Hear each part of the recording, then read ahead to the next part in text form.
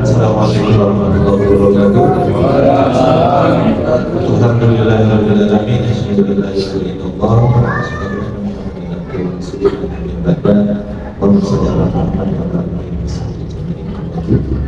Yang saya hormati Buat selalu kepala sekolah dan Dewan Guru, yang saya hormati ayah-ayah hebat pagi hari ini. Luar biasa ini ternyata selain ibu guru tidak ada lagi para ibu. Ibunya di rumah sama Pak atau di luar? Di luar. Baik, para yang dirahmati Allah, pagi ini kita akan diskusi tentang tema ayat. Ini kalau di temanya buku itu adalah ayat idola.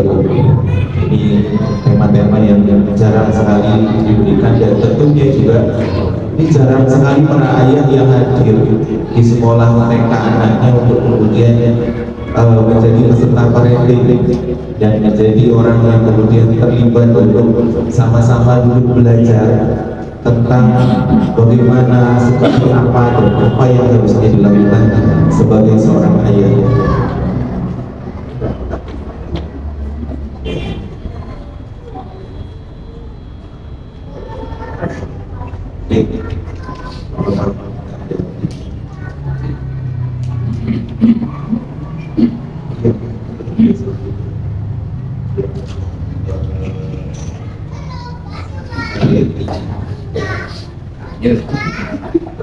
Baik, para ayah dan Allah semua yang berdiri jadi sekalian.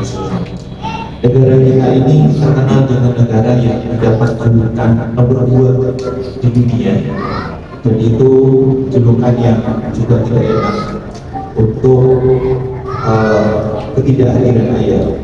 Negara Indonesia ini terkenal dengan julukan fatherless country. Jadi negara nomor 2 di dunia yang tidak memiliki figuritas ayah. Kenapa itu diberikan? Karena memang setelah survei dan kita melihat banyak sekali kehidupan masyarakat di negara kita ini, ternyata peran ayah dalam proses pengasuhan, pendidikan itu hampir tidak ada.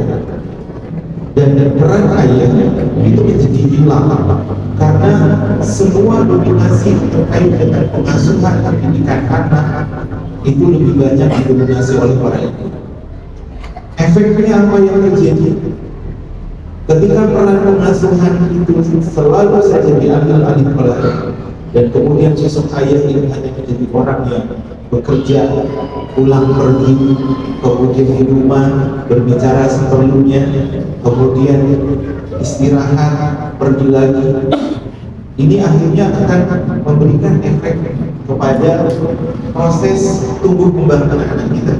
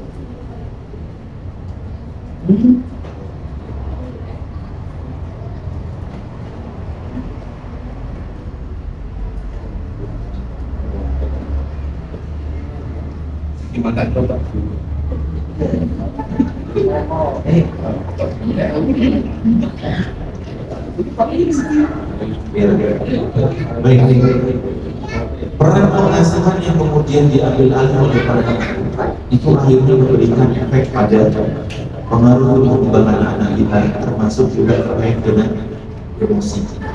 Nah, para Allah, kondisi orang tua yang mereka ketika memiliki anak tapi tidak memiliki ilmu, ini menyebabkan banyak sekali terjadinya proses kegagalan dalam pengasuhan dan pendidikan. Efeknya bisa kita lihat sekarang, bagaimana kemudian generasi-generasi kita, anak-anak kita sekarang itu mengalami banyak sekali masalah, banyak sekali keadaan-keadaan yang kemudian mereka tumbuh berkembang tapi tidak sesuai dengan harapan orang tua. Bahkan akhir-akhir ini Indonesia mengalami masalah terkait dengan darurat kesehatan mental. Jadi Indonesia akhir-akhir ini menjadi negara yang agak memprihatinkan karena tingkat kasus bunuh diri yang terjadi pada anak-anak dan remaja, termasuk juga orang dewasa, itu meningkat sangat tajam.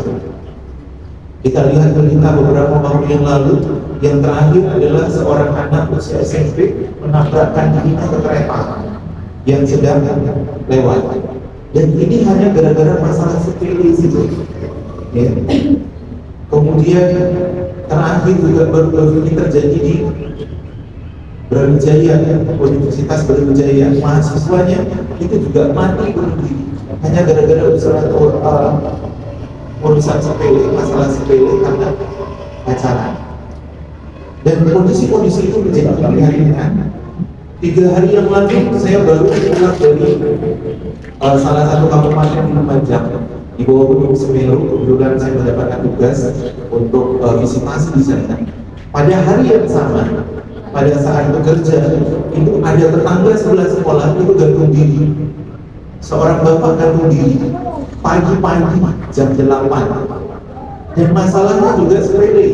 Dia hanya ditinggal pergi sama istrinya, tukaran, terus istrinya pulang ke rumah orang tuanya, belum sampai 5 jam suaminya mati gantung diri. Indonesia mengalami kasus-kasus yang luar biasa yang kemudian ini menjadi seakan-akan sebuah tren. Nah, kenapa anak-anak kita kemudian mengalami keadaan-keadaan yang seperti itu? Ya. Kenapa kemudian manusia-manusia Indonesia itu memiliki mental yang lemah? Yang kemudian akhirnya generasi-generasi kita ini sekarang disebut sebagai generasi strawberry, generasi bom servis.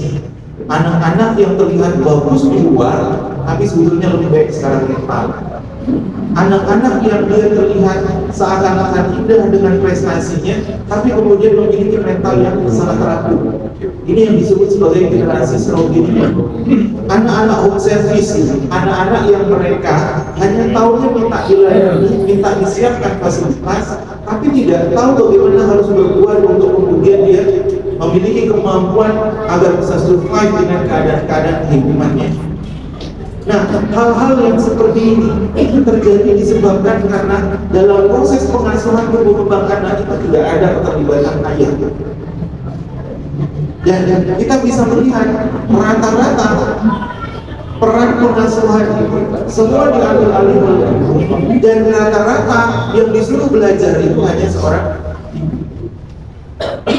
Mulai dari ngurus anak, paling hal memandikan, makan, dan hal-hal yang seperti itu dilakukan oleh para ibu. Nah, yang paling memprihatinkan lagi adalah negara kita ini tidak ada sekolah orang tua, dan sekolah orang tua itu menjadi masalah yang sangat-sangat tidak diperhatikan. Padahal kalau kita mau melihat untuk jadi seorang penerima saja itu harus sekolahnya.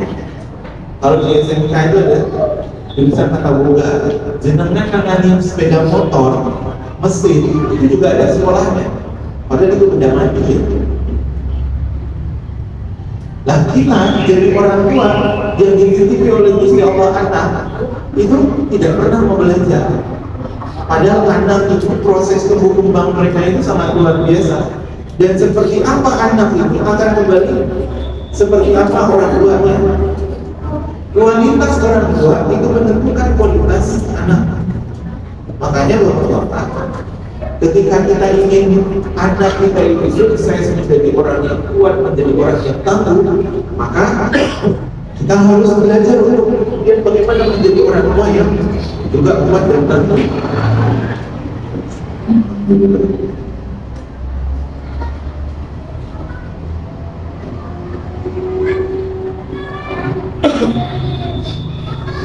Lantas apa yang harus kita lakukan? Orang tua itu menentukan kualitas anak. Makanya saya itu suka sekali berinteraksi dengan anak-anak di TK, di PAUD. Saya kebetulan juga seorang guru PAUD.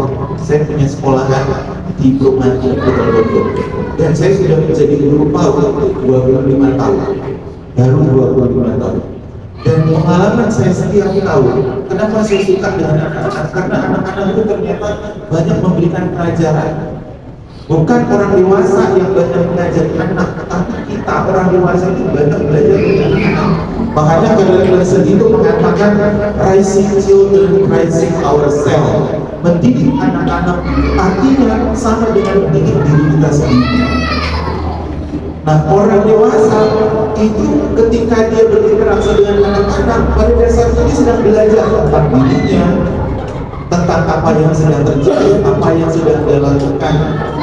Nah, anak-anak itu uniknya adalah mereka memiliki kekuatan yang luar biasa dalam proses belajar. Terus yang kedua, anak-anak itu jujur, polos. Saya kalau di sekolah pagi-pagi menyapa anak-anak, saya selalu bilang dan tanya begini, teman-teman, siapa yang hari ini ayahnya bangun siap? Ayahku, jadi gitu. Dan anak-anak itu mereka menunjukkan seperti apa kualitas orang tuanya ya dari keadaan mereka. Makanya gak heran kalau kemudian menurut saya, bapak-bapak, istrimu di rumah suka ngomel, kalau ngomel 24 jam, semua diomelin, dan semua itu selalu saja dicerewetin. Kenapa? Nah, sebetulnya para ibu itu mengalami stres, kelelahan mental tingkat tinggi yang itu tidak pernah diperhatikan oleh para suami. Dan ketika para istrinya itu mengalami stres, kelelahan mental, maka yang paling tepat dan paling sering dijadikan sasaran itu adalah anak. Kalau suami dicerewetin, diomelin, bisa mentu, orang-orang udah hilang. Dan anak mau hilang kemana? Dan ini akhirnya mempengaruhi tumbuh kembang anak-anak kita. Dan kebanyakan para orang tua, terutama ayah, itu menemukan bukan kesadarannya di saat dia sudah mulai rapuh, di saat dia sudah mulai rentan. Dan disitulah saatnya anak memberikan balasan atas apa yang sudah Anda lakukan. Anak Anda akan memperlakukan Anda sebagaimana Anda memperlakukan dia di masa kecil. Dan Anda tidak bisa bilang kepada anakmu mengajak untuk makan. Terlambat. Kenapa? Kata Rasulullah, sebelum anak mendurhakai Anda, maka Anda orang tua sudah mendurhakai anak pada saat mereka berada di usia dini. Bagaimana orang tua mendurhakai anaknya ketika di usia dini? Melalui pendidikan dan pengasuhan yang dia lakukan. Orang tua sering mengabaikan anaknya, berkata kasar, suka memukul, suka menyakiti. Itu adalah perilaku durhakanya orang tua kepada anak. Orang tua yang tidak pernah memenuhi hak dan kebutuhan anak secara psikis, bukan secara materi. Kalau kita lihat sekarang ini banyak orang tua yang memenuhi kebutuhan anak secara materi, tapi secara psikis itu hampir tidak ada. Makanya jangan heran kalau kemudian sekali lagi ketika anakmu di sekolah dia selalu bikin masalah, susah diatur, tidak bisa tertib, ganggu temannya, tidak konsentrasi belajar, ketika diberikan tugas dia tidak mau tanggung jawab. Ini akibat dari anak tidak terpenuhi kebutuhan psikisnya, kebutuhan mentalnya. Akhirnya dia menjadi bermasalah. Dan pada saat itulah kemudian anak itu merekam banyak hal dari orang tua, terutama ayah. Dan dia akhirnya akan belajar bagaimana mempersiapkan dirinya mendurhakai Anda pada saat Anda sudah menjadi rumah. Dan kita bisa lihat sekarang di media-media sosial sekarang sering di-share Seperti kejadian beberapa waktu yang lalu di Sumber Pucuk atau di Pancen itu. 3 orang anaknya ini tidak mau merawat seorang bapak yang sudah kena stroke. Bapaknya menangis memohon-mohon agar tidak dititipkan di panti jompo, tapi apa kata anak-anaknya, dan itu dipikul oleh media. Kami nggak sanggup, kami nggak mampu. Jadi biar aja dititipin di panti jompo. Dan pada saat itulah puncak kesedihan orang tua dalam sepanjang perjalanan kehidupan yang ditemui, dan penyesalan pada saat itu sudah tidak ada artinya. Maka para ayah dirahmati Allah, kita orang tua laki-laki ketika mengambil sebuah perjanjian pernikahan dengan mengatakan depan penghulu dan para saksi, saya terima nikahnya anak bapak, maka pada saat itu kita sudah siap menanggung seluruh kehidupan pasangan dan anak keturunan kita untuk siap kita bertanggungjawabkan di hadapan Gusti Allah dan seluruh masyarakat yang ada di lingkungan kita. Maka ketika para ayah mampu diberikan tugas untuk mengambil sebuah perjanjian yang akan dunia akhirat, itu nggak main-main. Dan disitulah sebetulnya Allah itu memberikan pesan dan pelajaran bahwa laki-laki itu, para ayah itu, dia memiliki kekuatan yang sangat dahsyat. Para lelaki itu ditentukan sebagai pemimpin untuk para wanita, bahkan pemimpin di muka bumi. Kenapa? Karena mereka memiliki kekuatan yang luar biasa. Dan kekuatan ini bisa merubah dunia, bisa memberikan kebahagiaan ketika dia hidup di kemudian hari. Dan tidak ada kemudian kehidupan itu Bapak. Kita buat main-main.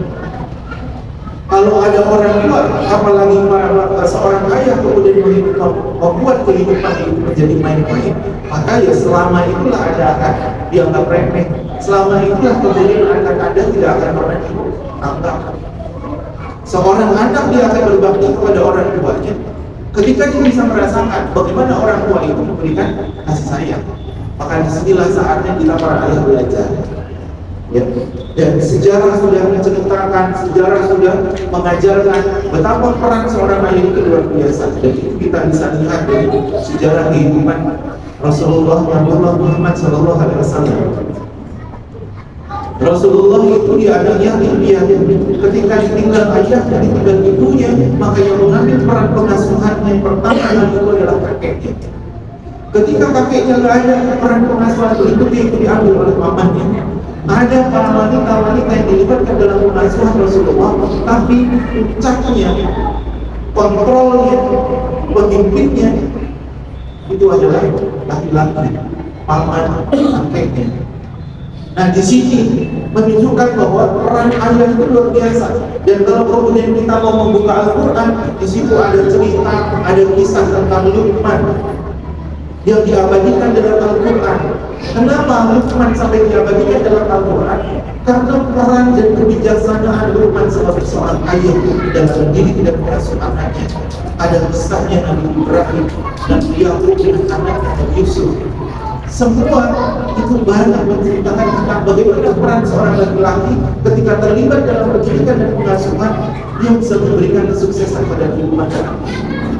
Dan ingat para bapak, para ayah, ketika kita diberikan amanah pendidikan pengasuhan kepada anak kita, bukan berarti kemudian kita nggak kerja 20 jam, 24 jam kita ngasuh anak kayak cuma di rumah.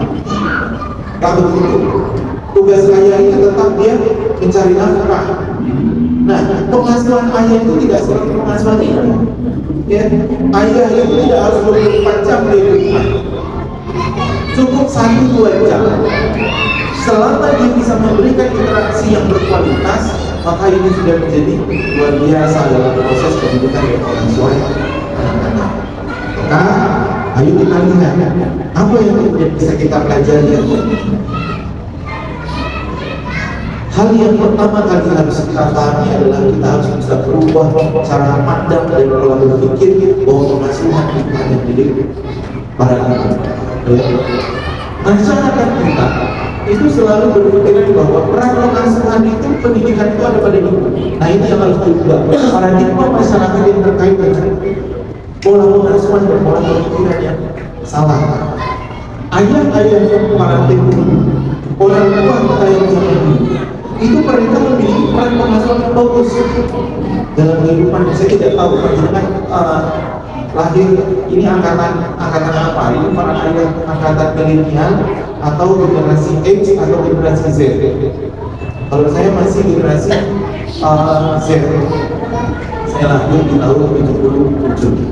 Kalau panjenengan siapa yang ada lahir tahun 74 di sini? Ada. Tahun 90 ada 1, 2, 3. Kemudian 80. Sisanya 90 2000.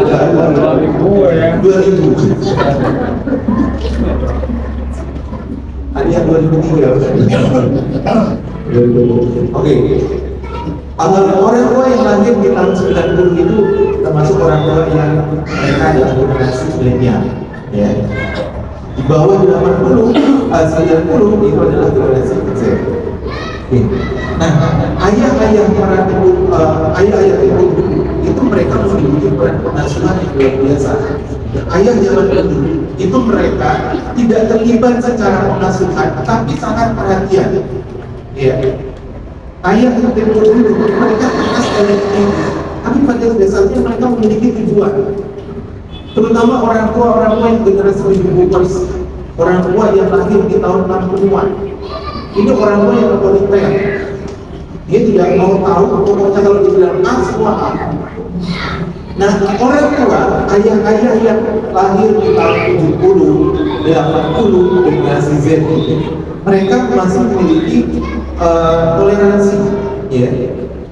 Orang-orang yang cenderung mereka memiliki kemampuan pengasuhan demokrasi. Tapi kalau orang tua yang milenial, ini orang tua yang cenderung mereka lost dalam mendidik anaknya. Karena dunia sudah terkontaminasi oleh gadget, akhirnya orang tua itu sudah sibuk dengan gadget. Nah, ayah tempo dulu itu cenderung tidak terlalu terlibat secara fisik, tapi mereka terlibat secara psikis. Ya, terutama para ayah-ayah yang mereka tidak terkontaminasi oleh gadget.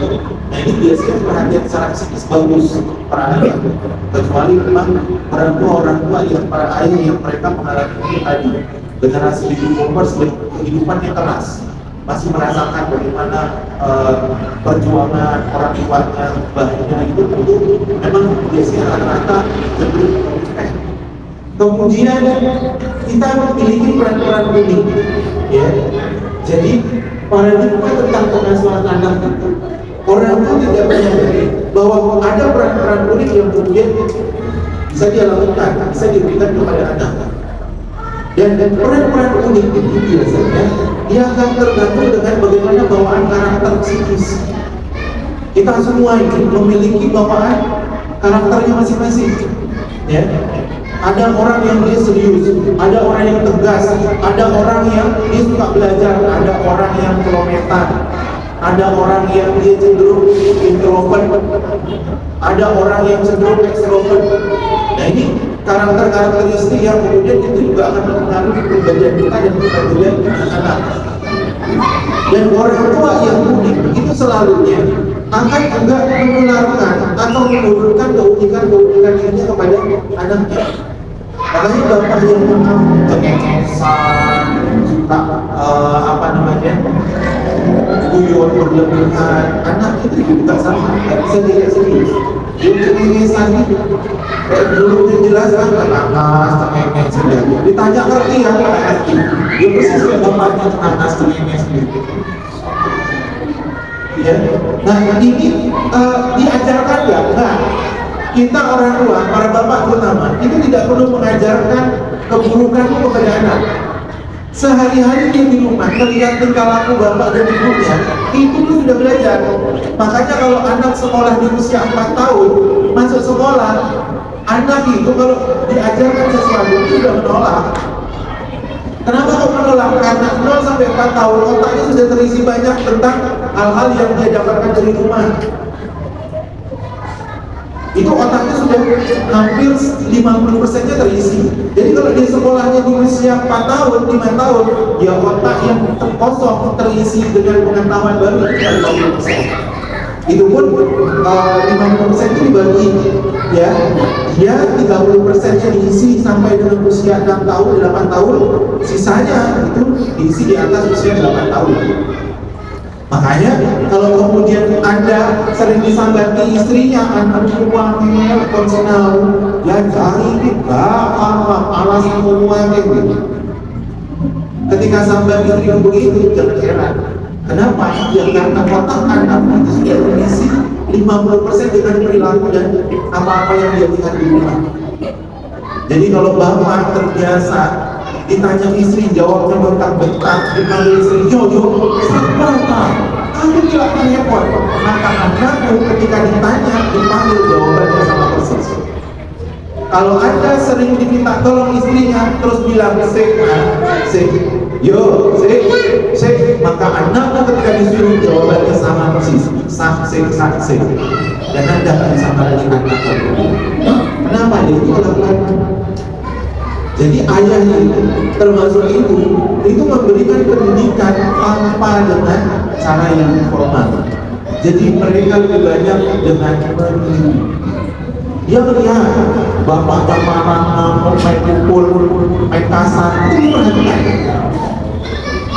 Begitu dia marah di usianya yang masih dini, 6-7 tahun, dia nggak main pukul. Tapi kalau marah dia melempar barang dibanting, dibuang.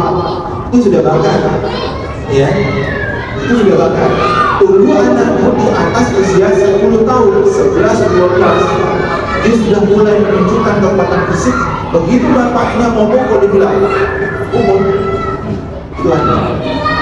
Usia 15 tahun, Anda sudah mulai melemah, berpikir untuk memukul anaknya, anakmu sudah tidak berpikir untuk kemudian memukul Anda. Maka penelitian mengatakan, ketika kita mendidik anak kita 10 tahun ke bawah dengan cara yang kasar, memukul, memaki, maka 10 tahun kemudian anakmu akan membalas seperti apa yang Anda lakukan, akan memaki dan juga akan memukul. Maka efek positif keterlibatan ayah terhadap anak itu memberikan pendidikan yang luar biasa. Termasuk ketika kita punya perilaku negatif. Tapi kan nggak ada orang tua yang ingin mewariskan perilaku negatif di anaknya tentang keburukan. Sebejat-bejatnya orang tua, saya pernah melakukan survei penelitian kepada para preman di jalan, dan mereka penguasa orang-orang yang jadi koordinator orang-orang yang bijak, nakal, mabukan dan segala macam. Tapi ketika diajak bicara tentang anaknya, jadi dia tadi malam tuh habis mabok, paginya ketemu saya wawancara. Saya tanya, Pak, kalau Bapak punya anak, kira-kira anaknya kayak apa? Dia bilang, jawab, dia punya anak Pak. Pertanyaan saya berikutnya, anak jenengan sekolah Pak? Sekolah? Di mana? Pondok ya? Bayangkan, anak seorang preman yang bejat itu anaknya mondok. Saya bilang, kenapa kok anak jadi mondok? Ya karena saya tidak ingin anak saya seperti saya. Dia bercerita, tadi malam saya mabuk, tapi pagi itu saya sudah harus sadar. Kenapa? Saya nggak bisa lama-lama mas ngomong sampai-sampai. Kenapa Pak? Saya mau jemput anak saya di pondok. Luar biasa. Jadi ketika ditanya dengan kesadaran itu nggak ada orang tua yang ingin anaknya buruk. Kenapa? Karena dia sadar. Tapi di saat ketika tidak sadar, ya sudah dia melakukan banyak keburukan. Yang disitulah anak dia belajar tentang kondisi dirinya. Maka Pak, sadarkan diri kita sehingga apa yang kita tunjukkan kepada anak kita, apa yang kita lakukan kepada anak kita itu adalah kebaikan. Dan anak kita itu akan meniru kebaikan kita itu. Walaupun tidak ada manusia yang sempurna, tapi setidak-tidaknya kita sudah mulai bisa memilih dan melihat jalan. Ini loh jalan yang baik. Dan panjenengan tahu anak-anak sekarang itu paling tidak bisa kalau dinasehati. Anda dudukkanlah anakmu yang istri, gak usah kelas 6, kelas 4, kelas 5, dudukkan dia, kemudian kasih nasihat. anak sekarang itu paling anti dengan nasihat. Kalau orang tua dulu nasihati anaknya, itu masih ada istilah masuk kuping kanan, keluar kuping kiri. Anak sekarang kuping kanan kental tak masuk. Kenapa kuping supel itu? Terus kalau orang tuanya sudah mulai komen, dia angkat tangan itu bilang, Ismail, selesai ya Mak? Selesai ya Bu? Dan terus no, tak ada kan? Mana sekarang? Apa yang Anda akan katakan, ini sudah bisa menebak. Kenapa? Anak-anak sekarang cerdasnya luar biasa. Segala sesuatu dia sudah dapatkan dari diri, dia sudah baca sendiri sebelum kita katakan. Maka anak-anak sekarang perempuan ya kalau kita nasihatnya. Saya kalau sudah terima konsultasi, ada pasien klien itu datang konsultasi. Kalau pasien itu sudah anak remaja, mahasiswa, ini konsultannya yang hebat. Diwasi pasiennya. Kenapa? Karena nggak boleh mengalami anak-anak yang seperti itu. Baik. Kemudian anak ketika tanpa sosok ayah itu akan menjadi broken. Anak ini akan jadi bermasalah. Anak itu ketika tanpa sosok ayah, dia akan cenderung menunjukkan keadaan-keadaan yang tidak stabil. Dia akan cenderung temperamental, emosinya tidak stabil. Anaknya akan menjadi tidak percaya diri dan cenderung maaf. Dia tidak bisa survive dengan semua keadaan. Dan yang lebih parah lagi secara penelitian dan kenyataan, anak-anak yang tidak ada sosok ayah, pendampingan ayah, itu kemampuan kecerdasannya menurun. Ya. Apalagi maaf Pak, ketika istri jenengan itu kalau sama anak ngomel aja, ngasih tahu anak itu ngomel. Sekarang dari makan gak makan atau ini loh, lorong, lalu ngomel aja. Kalau anak mendengar ibu yang sering ngomel hampir setiap hari dan hampir 24 jam, anakmu akan melalui yang namanya gangguan belas. Apa itu gangguan belas? Belas ini penyakit psikologi, penyakit mental. Belas itu kepanjangan dari B. Dia akan boring. Jadi apa-apa dia salah, apa-apa ini. Ya. Ini penyakit pertama, B, boring. L, dia akan merasa lonely karena itu merasa kesepian walaupun dia berada di tengah keramaian. Dia cenderung juga bunuh diri, menyalahkan diri sendiri. Dia takut dengan keramaian. Ini anak yang menarik diri, itu dia lonely. Kemudian angry, dia marah. Makanya anak-anak yang tidak ada sosok ayah di sekolah itu selalu saja jadi troublemaker. Suka mukul, suka bangun, terus macam-macam. Bahkan ketika dia mendapatkan perlakuan kasar dari ayahnya, sementara dia tidak pernah dapat kasih sayang, ini anak akan jadi calon-calon psikopat. Maka jangan heran ya sekarang kalau jangan dengar kasus pembunuhan itu banyak korban yang dimutilasi. Ini salah satu pelakunya ketika diinterview secara psikologis, mereka tidak pernah dapat kasih sayang dari ayah. Ketemu ayah itu marah. Jadi dia punya dendam. S, anak sad, dia mengalami sedih. Dia selalu mengalami kesedihan yang berkepanjangan. Anak menjadi melo, anak menjadi galau, sedikit, takut, sedikit, terus nambah, sedikit, terus nangis. Ini karena ibu yang suka ngomel berlebihan. Kemudian last, tired, anak mengalami kelelahan mental. Ya, mereka mengalami keadaan-keadaan yang dimana dia tidak lelah secara fisik, tapi dia mengalami kelelahan secara mental. Dan ini berbahaya. Kenapa? Karena orang kalau sudah mengalami kelelahan secara mental, dia nggak bisa tidur, susah makan, nggak enak makan, termasuk dia akan mengalami banyak sekali masalah di gangguan psikologis yang menyebabkan dia mengalami gangguan psikosomatis. Jadi dia merasa sakit ketika diperiksakan secara medis itu ada penyakitnya. Dan ini biasanya akan menyerang para orang tua yang ketika anaknya sudah mulai menginjak usia SMP. Jadi Pak, kita jadi orang tua itu lelah ngurus anak secara fisik. Ketika mereka di bawah usia 10 tahun, itu capek biasa fisik. Kayak gini, dia naik-naik lari itu jatuh, kita ketemu kesana, kita ketemu. Itu usia sampai nggak sampai 10 tahun dia begitu. Dia sampai 7 tahun. Lelah secara fisik juga.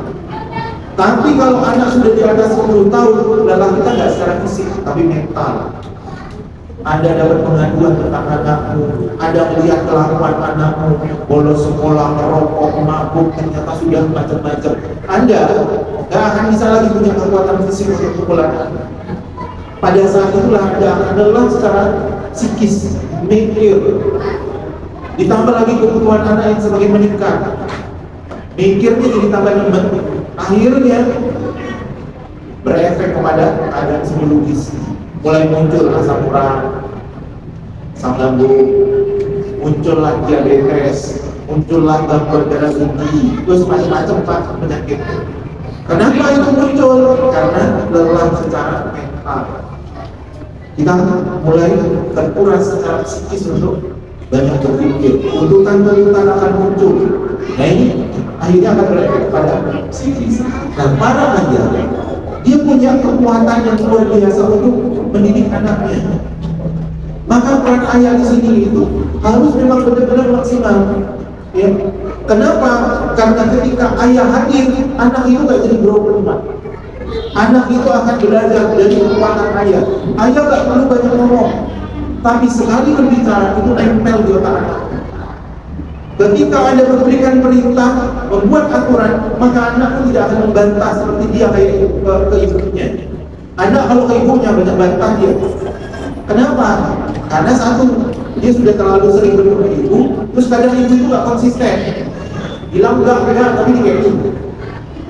Anak nangis, kita diajar, wes mau santai, ojo minta meneh, mau nangis kejar, terus didelok tonggonya, akhirnya sekali kita awas tambah marah ini, tapi dituruti. Jangan sering dengan itu, dan istrinya kadang pegel suaminya, cari dia kues tapi dipancet, akhirnya dikeki. Terus bapak itu memiliki kekuatan yang tidak dimiliki oleh para wanita. Laki-laki punya senjata yang itu tidak dimiliki oleh para wanita pada anak. Apa itu? Bapak itu raja tunggal. Itu bapak. Jadi kalau dia sudah memberikan keputusan, anak nangis, mau ngamuk, jungkir balik, tujuan di malam, dia nggak ada. Itu bapak. Dan cara yang seperti itu bagus. Kenapa? Disitulah anak-anak belajar tentang mental yang kuat dari bapaknya. Jangan kebalik. Emaknya terus, bapaknya lembek. Emaknya tega kalau melihat anaknya nangis. Gak apa-apa, bapak wis lama masalah anak. Terus gak fokus, ini loleh. Ibu kewalik terakhir. Itu mental bapaknya harusnya jadi mental wanita. Yang benar itu bapaknya tegas. Nah ini akan memberikan efek pembelajaran kepada anak. Makanya jangan disalah-salah. Kalau jangan terlibat dalam pengasuhan anakmu itu cenderung melihat mati. Ya, itu efeknya pendidikan bapak. Anak itu dia cepat mandiri. Kenapa itu tadi? Bapak memiliki sikap mental yang tega. Kalau ibu dia nggak punya itu. Nah, kita harus mempersiapkan anak-anak kita. Kehidupan di luar itu keras ya. Sekarang bullying itu terjadi di mana-mana. Anak-anak kita ketika mereka mentalnya lemah menjadi korban bullying. Dan yang lebih parah lagi, ketika anak dibully, itu dia nggak ngomong ke orang tuanya. Tahu-tahu sudah parah. Efek dari bullying itu adalah anak kita terganggu secara mental. Anak kita mengalami banyak sekali gangguan kejiwaan, dan itu sembuhnya susah. Ya, itu sembuhnya susah. Sekolah saya punya SD, tapi SD-nya non formal. Ada beberapa anak itu pindahan dari sekolah formal ke sekolah kan. Rata-rata itu korban bullying, dan kondisinya itu sudah parah. Nah, ketika dia pindah, kita memperbaiki, itu gak mudah Pak. Kenapa? Korban bully itu dia akan menjadi pembuli. Jadi dia akan balas untuk pembuli. Kalau tidak benar penanganannya, ini akan menjadi bahaya. Kenapa? Dia akan membuli. Dan begitu terus putus. Maka kita harus siap ini anak kita untuk menjadi kuat. Kenapa? Karena di luar itu sangat keras. Panjenengan para bapak sudah setiap hari menyaksikan bagaimana ketika Anda keluar, Anda melihat bagaimana lingkungan itu keras. Maka ketika kita tidak mempersiapkan anak kita dengan pendidikan yang benar, pengasuhan yang benar, mereka nggak kuat berhadapan dengan dunia luar. Nah, ini yang harus dipahami. Beberapa hal itu menjadi karakteristik kehidupan tertentu. Misalnya, maaf ya, kita tinggal di lingkungan yang di sini suka mesum, suka ngomong-ngomong. Maka anak kita ketika kita lepas di lingkungan itu, dia akan punya perilaku yang sama. Dia juga jadi tukang mesum dan juga akan ngomong kotor. Nah, karakteristik keluarga panjenengan seperti apa? Jenengan orangnya ayah yang sabar, yang pendiam, atau yang ngomong kasar keras, maka itu akan menjadi ciri khas anak Anda. Itu akan menjadi ciri khas di mana anak itu akan memiliki keadaan-keadaan karakter tertentu. Dan hati-hati, orang tua, ayah yang egois itu akan melahirkan anak yang egois. Seperti misalnya, maaf, Anda cenderung menuntut anakku belajar, menuntut anakku sekolah, tapi Anda tidak pernah menunjukkan bagaimana caranya belajar, bagaimana semangatnya untuk sekolah. Ya. Orang tua itu harus bisa menunjukkan kalau dia nggak sekolah, tapi dia memiliki semangat belajar. Contohnya seperti keadaan sekarang, Pak. Ketika jenengan diundang di sekolah untuk mengikuti acara parenting seperti ini, Anda diwajibkan datang. Kesadaran untuk datang itu berapa banyak? Berapa persen? Ketika Anda datang memang dengan niat ikhlas untuk belajar, tidak hanya sekedar mengumpulkan kewajiban, maka anakku akan bisa melihat itu, anakku akan bisa merasakan energi itu. Maka dia pun besoknya akan dengan penuh semangat untuk belajar. Dia akan punya semangat dan motivasi untuk kemudian datang ke sekolah. Kenapa? Dia melihat sosok ayahnya. Oh, ayahku kembali ke sekolah. Dia tanya ke ibunya, ngapain ayah ke sekolah? Belajar. Di situ dia akan punya mindset yang baru tentang ternyata ayah sendiri belajar. Maka saya harus punya kekuatan belajar yang lebih. Jadi acara-acara begini itu jangan dianggap remeh, Pak. Ya, dan jangan pernah menutup diri kita itu dari pengetahuan dan kebaikan. Kenapa? Sekali lagi ketika Anda anaknya baik, maka mulailah dari dirimu sendiri. Jangan kemudian menganggap Allah cuma ngomong kalau saya tidak ada beasiswa. Tapi pada prakteknya, pada kenyataannya jauh dari apa yang Anda anggap gampang itu. Anda anggap mudah. Dan ini kelemahan kita laki-laki. Egois kita itu lebih tinggi, sehingga ketika kita harus belajar, ketika kita harus memulai sesuatu, berubah sesuatu menjadi lebih baik, itu gengsi. Makanya kadang kehidupan itu, para ibu itu tidak berimbang dengan para suaminya. Saya kalau isi acara kemana-mana, yang selalu hadir itu mesti para ibu. Dan keluhan para ibu, kami ingin berubah, Pak, kami ingin jadi baik, Pak. Tapi gimana ya? Kami sudah berusaha baiklah suami saya. Lah bapaknya anak-anak, kalau saya kasih tahu dia marah-marah, kalau saya kasih tahu dia bilang saya sok pintar. Akhirnya kami harus gimana, Pak? Itu yang kemudian menyebabkan anak kita itu dia tumbuh dengan cinta yang bertepuk sebelah tangan. Orang tua tidak ada berubah. Dan rata-rata yang sering saya temui, yang sering ada kasusnya orang tua itu berubah ketika itu tadi sudah rentan. Dan sekiranya dia akan masuk kubur baru dia berubah. Dan panjenengan bisa lihat kan isinya masjid-masjid itu. Coba ada yang sholat berjamaah masjid. Itu kan isi sholat paling depan itu orang tua yang pensiunan. Yang dia sudah kesempatannya untuk berubah itu sudah sedikit. Berjalan saja sudah kata gerak. Maka kalau kita ingin berubah dari sekarang, itu masih muda. Ya, untuk kemudian anak-anak kita ini ibarat pohon, itu masih bisa dibentuk. Kalau sudah tua, mana membentuk? Ibarat dahan sudah keras, dibengkokkan patah gitu. Yang kedua adalah kita menjadi ayah yang isinya adalah seorang biru berjuang. Ayah itu artinya perjuangan. Kenapa? Karena ayah itu dia punya tanggung jawab yang luar biasa terhadap keluarganya. Dia tidak hanya memberikan nafkah, tapi bagaimana dia bisa menjaga keluarganya, bagaimana dia bisa melindungi keluarganya, bagaimana dia bisa menunjukkan bahwa keluarganya itu adalah keluarga yang terbaik. Maka kalau kita ingin kualitas anak kita bagus, tingkatkan kemampuan kita. Bagaimana kita bisa menunjukkan kepada anak kita perjuangan sesungguhnya. Nah sekali-kali Pak, di saat anakmu sudah mulai beranjak remaja, bawa anakmu untuk bekerja. Ya, ketika anak berusia TK begini tidur, jenengan punya kesempatan bisa bawa anak, bawa dia bekerja. Kenapa? Anak itu perlu menyaksikan bagaimana bapak itu bekerja.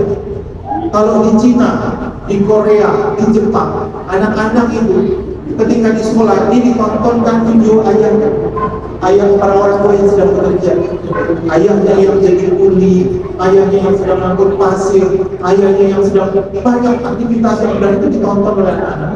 Kenapa? Ternyata itu bisa menggugah hati anak-anak untuk kemudian menghargai dan menghormati orang tuanya, terutama ayah. Mereka akan melihat betapa ayah itu adalah orang yang penuh dengan perjuangan. Jadi kalau ayah itu keras, ayah itu kemudian sesekali kasar, dia kan bisa memaklumi, dia kan bisa memahami. Kenapa? Karena ayah itu adalah orang yang berjuang dengan penuh keringat, dengan penuh kelelahan, dengan penuh banyak kesulitan. Nah ini akan dibangun pengertian pada diri anak kita. Kemudian menjadi orang tua itu apakah harus seperti ibu? Perannya tidak. Seperti yang saya bilang di awal, para ayah itu ketika dia mengasuh mendidik anak itu nggak harus 24 jam. Jenengan bekerja berangkat pagi pulang sore. Sampai rumah ada istirahat, malam itu akan mengajak anak tuh bermain 1 atau 2 jam. Misalnya sekedar menemani dia belajar, nanya, sekolahmu ya boleh, belajar apa tadi, main adik siapa, itu sudah memberikan kesan yang luar biasa. Apalagi kemudian panjenengan itu memiliki waktu khusus mengajak anak di jalan-jalan, ya. Punya anak berapa? Anak 2, anak 3. Anda harus menyediakan satu waktu untuk mengajak anak pertama saja untuk keluar. Nanti di lain waktu Anda keluar ngajak anak yang kedua, di lain waktu Anda keluar ngajak anak yang ketiga. Kenapa kok seperti itu? Karena kata Rasulullah, ketika kau mengajak salah satu anakmu pergi berdua saja, Anda akan memberikan kesan kepada anak-anak itu bahwa dia sangat istimewa di hati. Ada saatnya nanti kita keluar bareng sama anak-anak tanpa ibunya. Ada saatnya kita keluar bersama dengan ibunya, dengan anak-anak. Dan ada saatnya juga Anda harus keluar sendiri, gak ngajak istri, gak ngajak anak. Kenapa? Itu menjadi kebutuhan psikis, kebutuhan psikologis. Nah ini kebalik. Wah, kalau disuruh jalan sendiri, bendino saya jalan sendiri. Kenapa? Tiba-tiba sedang diajak anak istri. Nah ini bermasalah secara psikologis. Ini tanda-tanda gangguan kejiwaan. Jadi bahwa ayah itu harus punya timing waktu-waktu yang spesial untuk anak-anaknya. Dan itu akan diingat seumur hidup oleh anak. Ya, ada saatnya nanti ketika Anda sudah tua, Anda sudah renta, dia mengingat dulu Anda pernah ngajak dia pergi berdua hanya sekedar beli es krim saja. Dan pada saat itu dia akan mengingat kebaikan, dia akan merawatmu dengan sangat luar biasa. Kenapa? Karena ada kesan yang baik yang dia dapatkan semasa kecilnya bersama ayahnya. Maka bila kita ingin benar-benar memahami makna menjadi ayah dalam pengertian yang utuh dan memperkaya hidup Anda, maka kita harus bisa memahami. Kondisi memahami itu adalah kita mengerti, oh anak itu butuh sosok ayah, oh anak ini butuh untuk ditemani, oh anak ini butuh kekuatan di mana ayah menjadi orang yang pertama kali untuk memberikan perhatian. Inilah ayah. Dengan kekuatannya, dia harus bisa memberikan satu hal yang luar biasa dalam proses kehidupan anak-anak. Yang ini, seperti ini biasanya hal yang sepele, tapi memberikan efek yang luar biasa. Ya. Maka kita harus mau kemudian menggerakkan diri kita, melakukan yang terbaik kepada anak-anak kita di masa kecilnya, karena peran kita yang luar biasa. Dan nanti ketika dunia sudah berakhir, ketika Anda harus masuk ke dalam kubur, Adalah orang yang pertama kali nanti akan ditanya oleh Islam tentang apa yang dilakukan oleh anakmu di kamu. Adalah nanti orang yang pertama kali harus menjawab semua pertanyaan terhadap keluargamu. Jadi kalau anakmu tidak sholat, kemudian Anda nanti di akhir sudah masuk ke surga, anaknya protes, saya nggak pernah ditanya Pak saya sholat, makanya saya nggak sholat. maka Anda akan dikeluarkan dari surga untuk diminta konfirmasinya. Benar Pak, Anda mengajari anak sholat.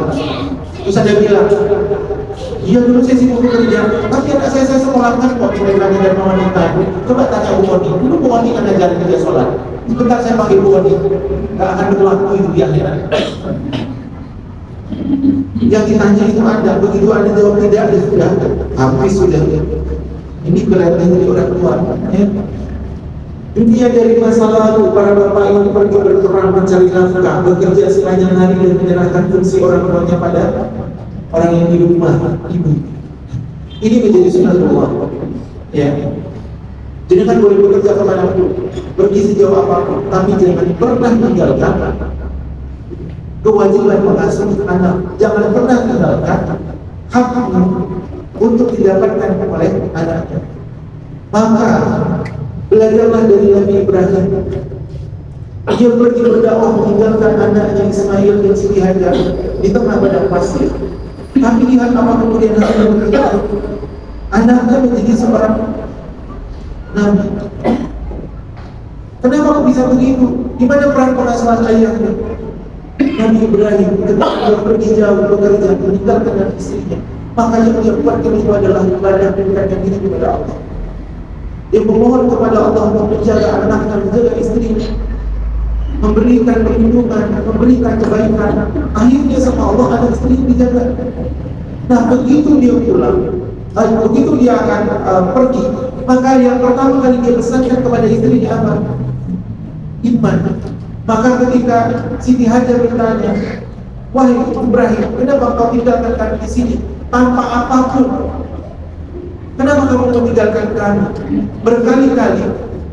Dan itu tidak dijawab oleh Nabi Ibrahim. Nabi Ibrahim hanya diam. Sampai kemudian Siti Hajar menyimpulkan, apakah kepergianmu atas perintah Allah? Lalu Nabi Ibrahim menjawab, ya.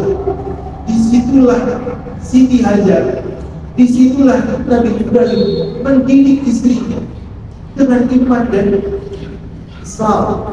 Istrinya dididik dengan ketakwaan, kemudian dia percaya, baiklah, jika itu perintah Allah, maka saya akan merelakan. Semoga Allah menjaga dan menjaga anaknya, menjaga keluarga kita. Maka ketika Anda pergi bekerja jauh kemana, jangan pernah tinggalkan istrimu tanpa apapun, tanpa kemudian Anda didik imannya, tanpa pernah kemudian Anda fahamkan istrimu dengan agama. Kenapa? Karena istri yang dia memiliki iman yang kuat, dia akan bisa menjaga anakmu dengan luar biasa. Dia akan menjadi seorang istri yang amanah. Maka ketika Anda jauh, Allah akan menjaga anakmu, istrimu akan mendidik anakmu dengan baik. Ketika Anda mencari rezeki yang halal, maka itu akan menjadi keberkahan. Anakmu akan menjadi orang yang baik. Ketika Anda pulang, seperti yang dilakukan Nabi Ibrahim, ketika dia pulang bertemu dengan anaknya yang sudah dewasa, dia mendidik anaknya dengan iman, dia mengajarkan anaknya tentang kebaikan. Maka ketika dia diperintah oleh Allah untuk menyembelih anaknya, dia tidak semerta-merta kemudian bilang, sini nak, tak sembelih nak. Tanpa ada dialog. Yang dilakukan Nabi Ibrahim mengajak anaknya berbicara. Dan itulah yang bisa kita lakukan. Ketika kita tidak memiliki waktu yang banyak seperti istri kita dengan anak kita, maka kita para ayah harus memperbaiki dialog, komunikasi. Ajak anakmu bicara, ajak anakmu duduk. Ketika dia tidak, misalnya nggak mau belajar, karena langsung dimarahi gara-gara dia terlaluan istri, betul kan mas? Anak nggak mau belajar, jelas. Sesuatu ujian nggak mau, terus ada marah-marah, gitu. Pakai cara Nabi Ibrahim, ajak anaknya bicara, dudukkan anaknya, terus belajar apa? Kenapa mau kamu belajar? Jadi ajak dia bicara. Kenapa? Karena anak punya alasan, dan anak itu dia memiliki sesuatu yang kita nggak tahu, termasuk kemampuan yang lebih. Ya, maka dia harus sering-sering diajak berdialog, berbicara. Dan alhamdulillah di sekolah kami, anak-anak itu selalu bisa diajak bicara, selalu diajak berkomunikasi. Yang paling biasa, saya kalau sudah pelajaran baru itu Pak, Itu tugas saya adalah menemani anak-anak yang nangis, yang baru pertama kali sekolah ini. Kalau nangis 2 jam dan tidak kita apa-apain, kecuali kita ajak ngobrol, kita ajak bicara. Kenapa kau nangis? Aku mau pulang. Kamu mana? Ada mamaku di rumah. Aku mau pulang. Boleh. Sekarang enggak, nanti jam 10 mama akan datang jam 10. Kita sudah berbicara seperti itu, lama-lama dia paham, lama-lama dia ngerti. Dan alhamdulillah selama anak-anak ini dihargai, ini diterima, ditunjukkan, mereka akan jadi luar biasa saya. Nah begitulah cara kita para ayah itu mendidik anak. Jadi berbanyak dialog, berbanyak komunikasi, berbanyak bicara. Gak harus bertele-tele. Selama anak itu dihargai, maka insya Allah dia akan bisa memahami. Dan kenapa kekuatan dialog ayah itu menjadi lebih bagus daripada ibu, menjadi kuat untuk didengar dan dipatuhi anak? Karena ayah itu adalah orang yang pertama kali suaranya didengar oleh anak ketika dia lahir. Ayah itu adalah orang yang pertama kali memberikan pesan kepada anaknya ketika dia lahir kembali. Melalui apa itu? Ayah. Ya. Makanya anak itu kayak apapun dia, gak pernah ketemu anak, begitu ketemu dia akan excited luar biasa dengan bapak. Kenapa? Karena dia merekam apa yang disampaikan oleh bapaknya ketika dia pertama kali lahir. Sebelum dia melihat ini, dia sudah mendengar suara bapaknya. Itu kalau dia pengajian juga bapaknya. Ya kalau bapaknya dulu gak pernah ngajian, itu repot. Jadi anak itu dia sangat excited dengan bapak karena bapak punya kekuatan yang tidak dimiliki oleh anak itu. Ya. Dan pesan yang pertama kali Anda sampaikan ke telinga anakmu itu adalah pesan-pesan tauhid. Ketika Anda mengatakan Allahu Akbar, Allahu Akbar, itu Anda memberikan pesan kepada anakmu dengan kedengaran. Dan ingat, engkau harus memahami bahwa Allah adalah Maha Besar. Allah itu memiliki kekuatan. Allah itu adalah Tuhan yang harus kita sembah. Asyhadu an la ilaha illallah isahkan. Ingat, Allah itu satu, tidak ada Tuhan kecuali Dia. Jadi pesan yang kau sampaikan kepada anakmu menjadi luar biasa. Dan itu gak bisa dalam main-main, Pak. Makanya tugas kita orang tua menjadi ayah itu beratnya. Karena apa? Kita menyampaikan pesan-pesan nilai-nilai tauhid kepada anak kita ketika mereka baru hadir di dunia. Dan itu ditunggu loh Pak, sampai sama anakku sampai dewasa. Ketika anakku sekarang seperti ini, dia akan melihat bapaknya konsisten gak dengan pesan. Bapak dulu bilang ke aku harus sholat, azan dulu lah, ayo sholat. Ayo akan sholat. Anakku setiap hari memperhatikan dirimu. Caranya dia suruh menegakkan sholat, ratau sholat di balik bapak itu, ratau masih di balik. Maka disitulah anakku mulai berlawan. Disitulah anakku itu mulai memberontak. Kenapa? Karena apa yang Anda katakan itu tidak sesuai dengan kenyataan. Dan itu bukan hanya seremonial. Anda boleh menganggap remeh apa yang saya sampaikan sekarang. Boleh besok yang pesan. Boleh kemudian Anda tak anggap. Silakan. Tapi ingat, satu saat Anda akan merasakan. Tapi Anda harus sadar, satu saat Anda akan pulang. Namanya begini. Anda akan mati. Dan saat itu Anda akan merasakan apa yang sudah kita lakukan, apa yang sudah kita berikan kepada anak dan cucu kita. Dan saat itu penyesalan sudah tidak akan berlaku. Kesadaran sudah tidak akan diberikan lagi. Kenapa? Sudah selesai hidup saya. Kita orang tua itu harus kemudian memiliki kekuatan bagaimana kita bisa menjadi pengasuh selain ibu. Kemudian diperlukan pengorbanan dan kesabaran. Ya, sabar kita diuji ketika kita punya. Kalau Anda nggak mau diuji dengan anak, harus punya anak. Menikah harus punya anak. Tapi begitu Anda menikah, Anda ingin punya anak, diberikan sama Gusti Allah. Disitulah mulai adanya ujian dan pengorbanan. Disitulah kemudian Anda akan merasakan semakin hari kehidupanmu akan semakin terasa berat. Kenapa? Banyak hal yang Allah uji. Mulai dari makan misalnya, kesehatan anaknya, ya, kebutuhan anaknya, perilaku anaknya, ujian banyak. Ini masih apa namanya? Ini nggak ada adik-adik. Sini masih bagus, Anda tidak diuji dengan anak-anak yang berkebutuhan khusus. Di sekolah saya ada anak-anak yang mereka berbeda dari temannya, dan itu orang tuanya, masya Allah, harus memiliki tingkat kesabaran yang luar biasa. Kenapa? Anak yang lain usia 5 tahun sudah ngomong, sudah main kemana-mana, itu anaknya nggak bisa ngapa-ngapain, cuma celana, cengengnya sendiri, ngileran, nggak ngomong, nggak ada suara. Bagaimana rasanya menjadi orang tua yang dititipkan anak yang seperti itu? Kalau Anda anaknya masih sehat, masih bisa normal seperti teman yang lain, akhirnya bersyukurlah.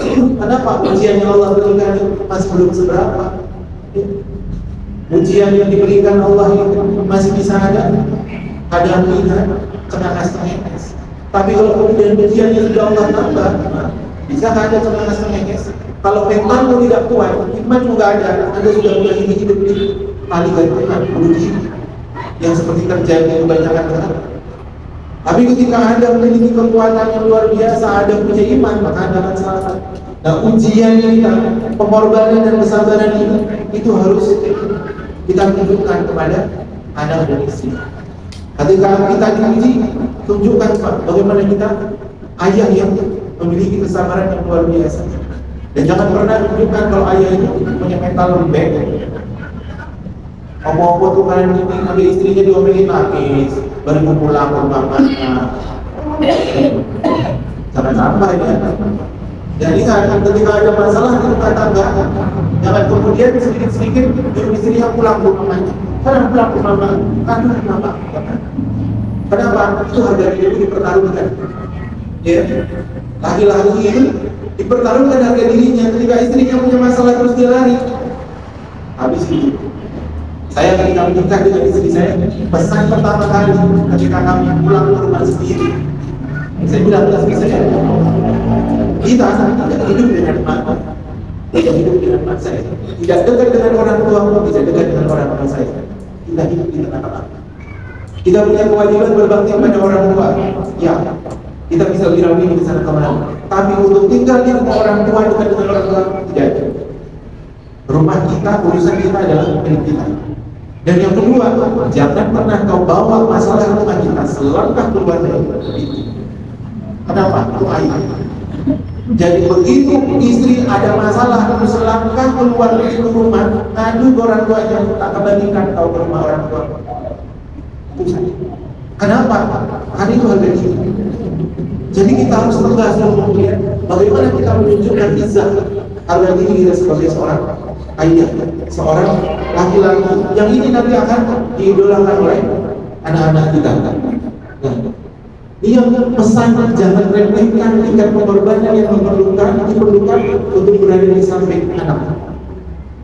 Jadi pengorbanan panjenengan sekarang Pak, hari ini duduk di sini, kemudian belajar bersama, kemudian besok Anda mau menemani anak Anda yang berubah, jangan anggap remeh. Itu adalah cara Anda untuk menyiapkan investasi di kehidupan masa depan. Itu adalah cara Anda untuk kemudian memperbaiki kehidupan Anda di masa depan. Kenapa? Karena nggak ada sekolah orang tua, nggak ada kemudian sekolah bagaimana mengajari kita.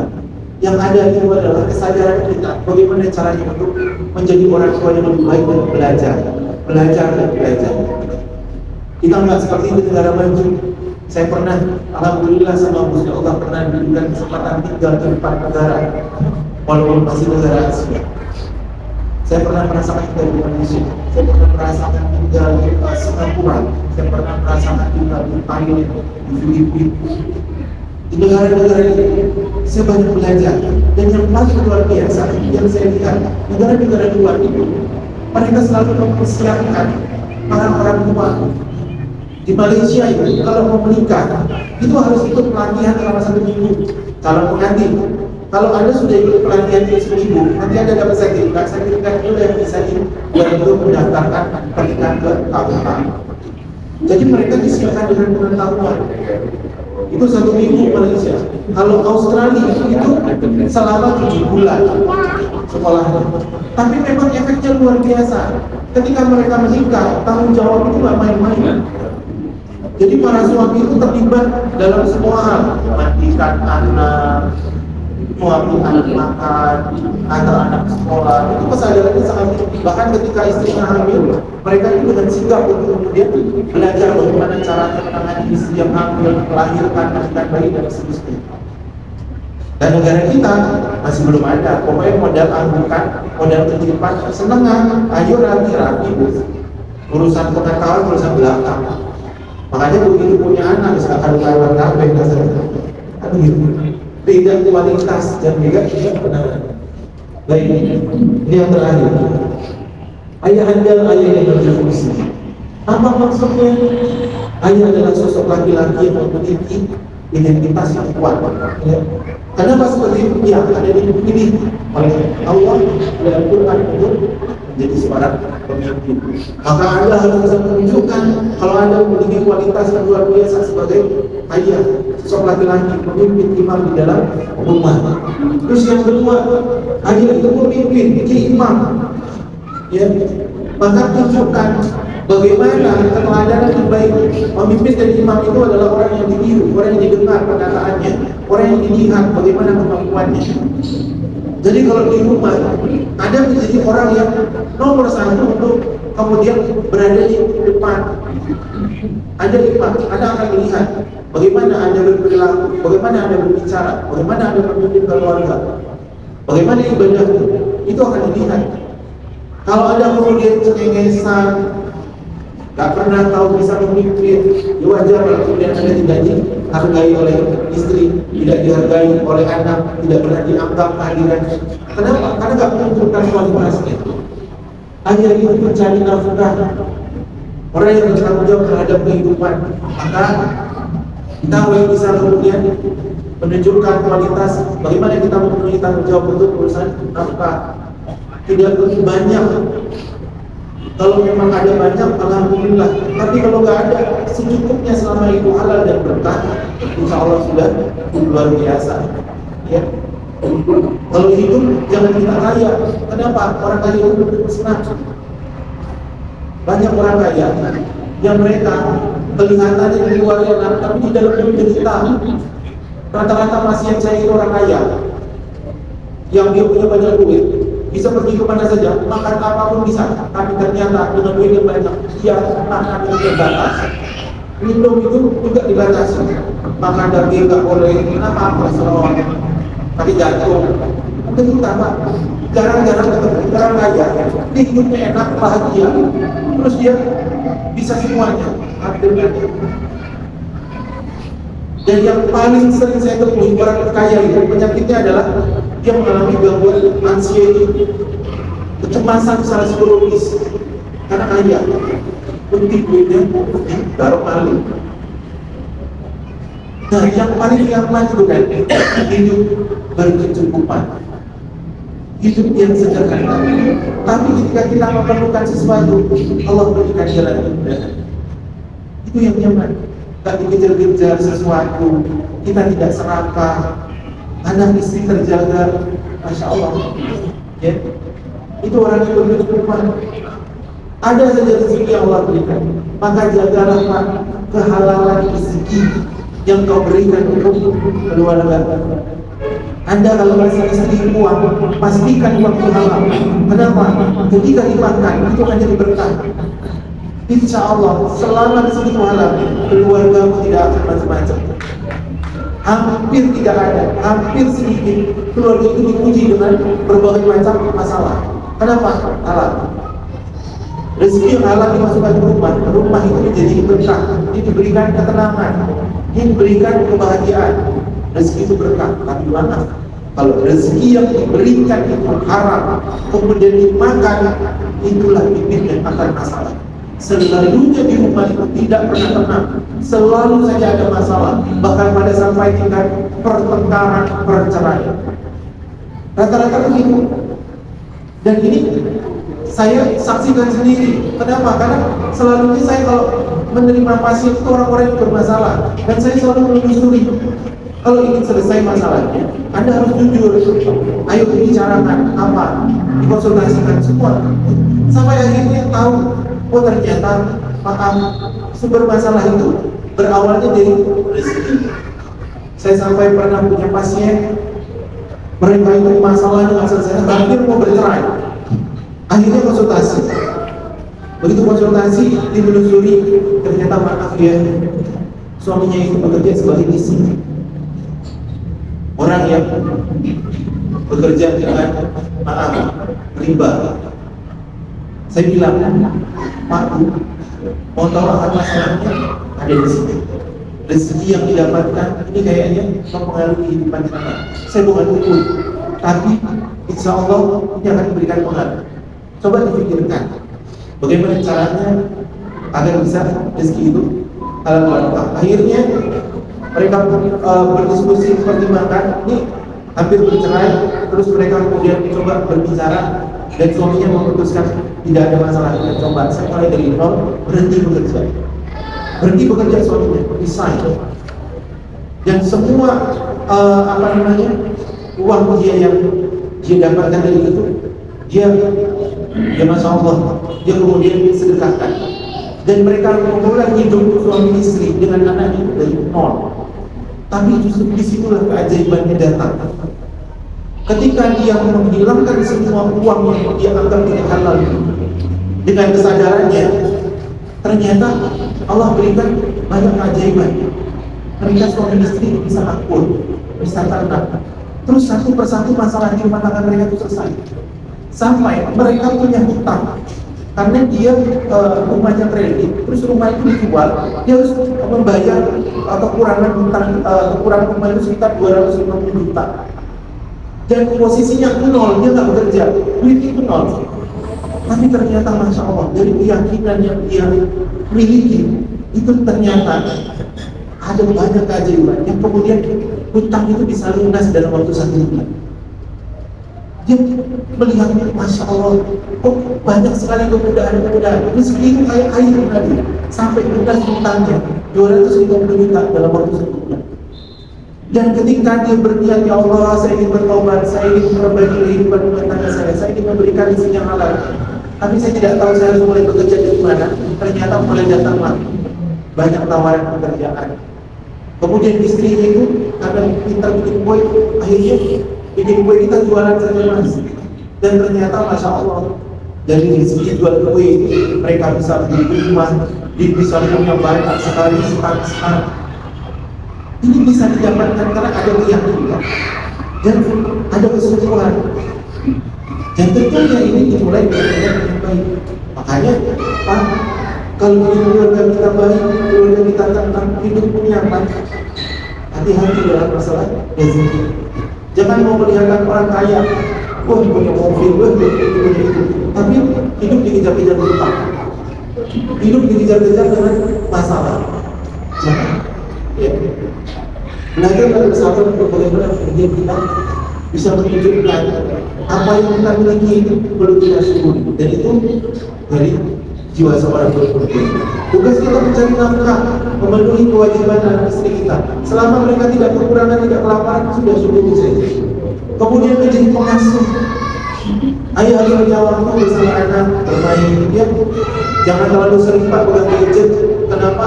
Gadget ini sangat berbahaya. Ini namanya narkoba. Narkoba lewat mata. Banyak orang-orang yang mengalami gangguan-gangguan kejiwaan yang disebabkan oleh gadget. Banyak sekali anak-anak yang bermasalah itu hanya karena gadget. Rumah tangga rusak hanya gara-gara gadget. Para bapak kecanduan dengan games, ya. Hati-hati, games online itu termasuk dalam psikiatri diagnostik gangguan kejiwaan. Ya. Karena kalau sudah bermain game, dia kehilangan kontrol terhadap kesadaran dirinya. Kalau mau bermain secukupnya, kalau perlu sudah stop Pak. Tak perlu itu. Jangan habiskan waktu bagaimana bisa meningkatkan kualitas bersama anak. Itu kan jauh lebih barokah, dan Anda pun akan jauh lebih tenang. Main game itu kesannya menghilangkan stres, tapi pada dasarnya justru menimbulkan stres yang baru di bawah alam sadar. Menjadi guru pendidik, kita harus banyak tahu tentang pengetahuan, tentang banyak hal, sehingga ketika anak belajar dia tahu dari mulut kita pertama kali, terutama ketika anak nanti sudah masuk pada masa akhir balik.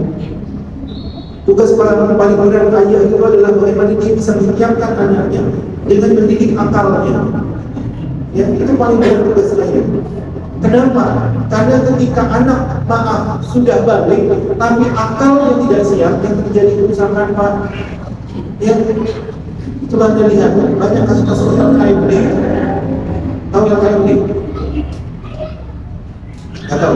Lamaran Gary bukan istri sudah KMD. Sekarang banyak kasus begitu.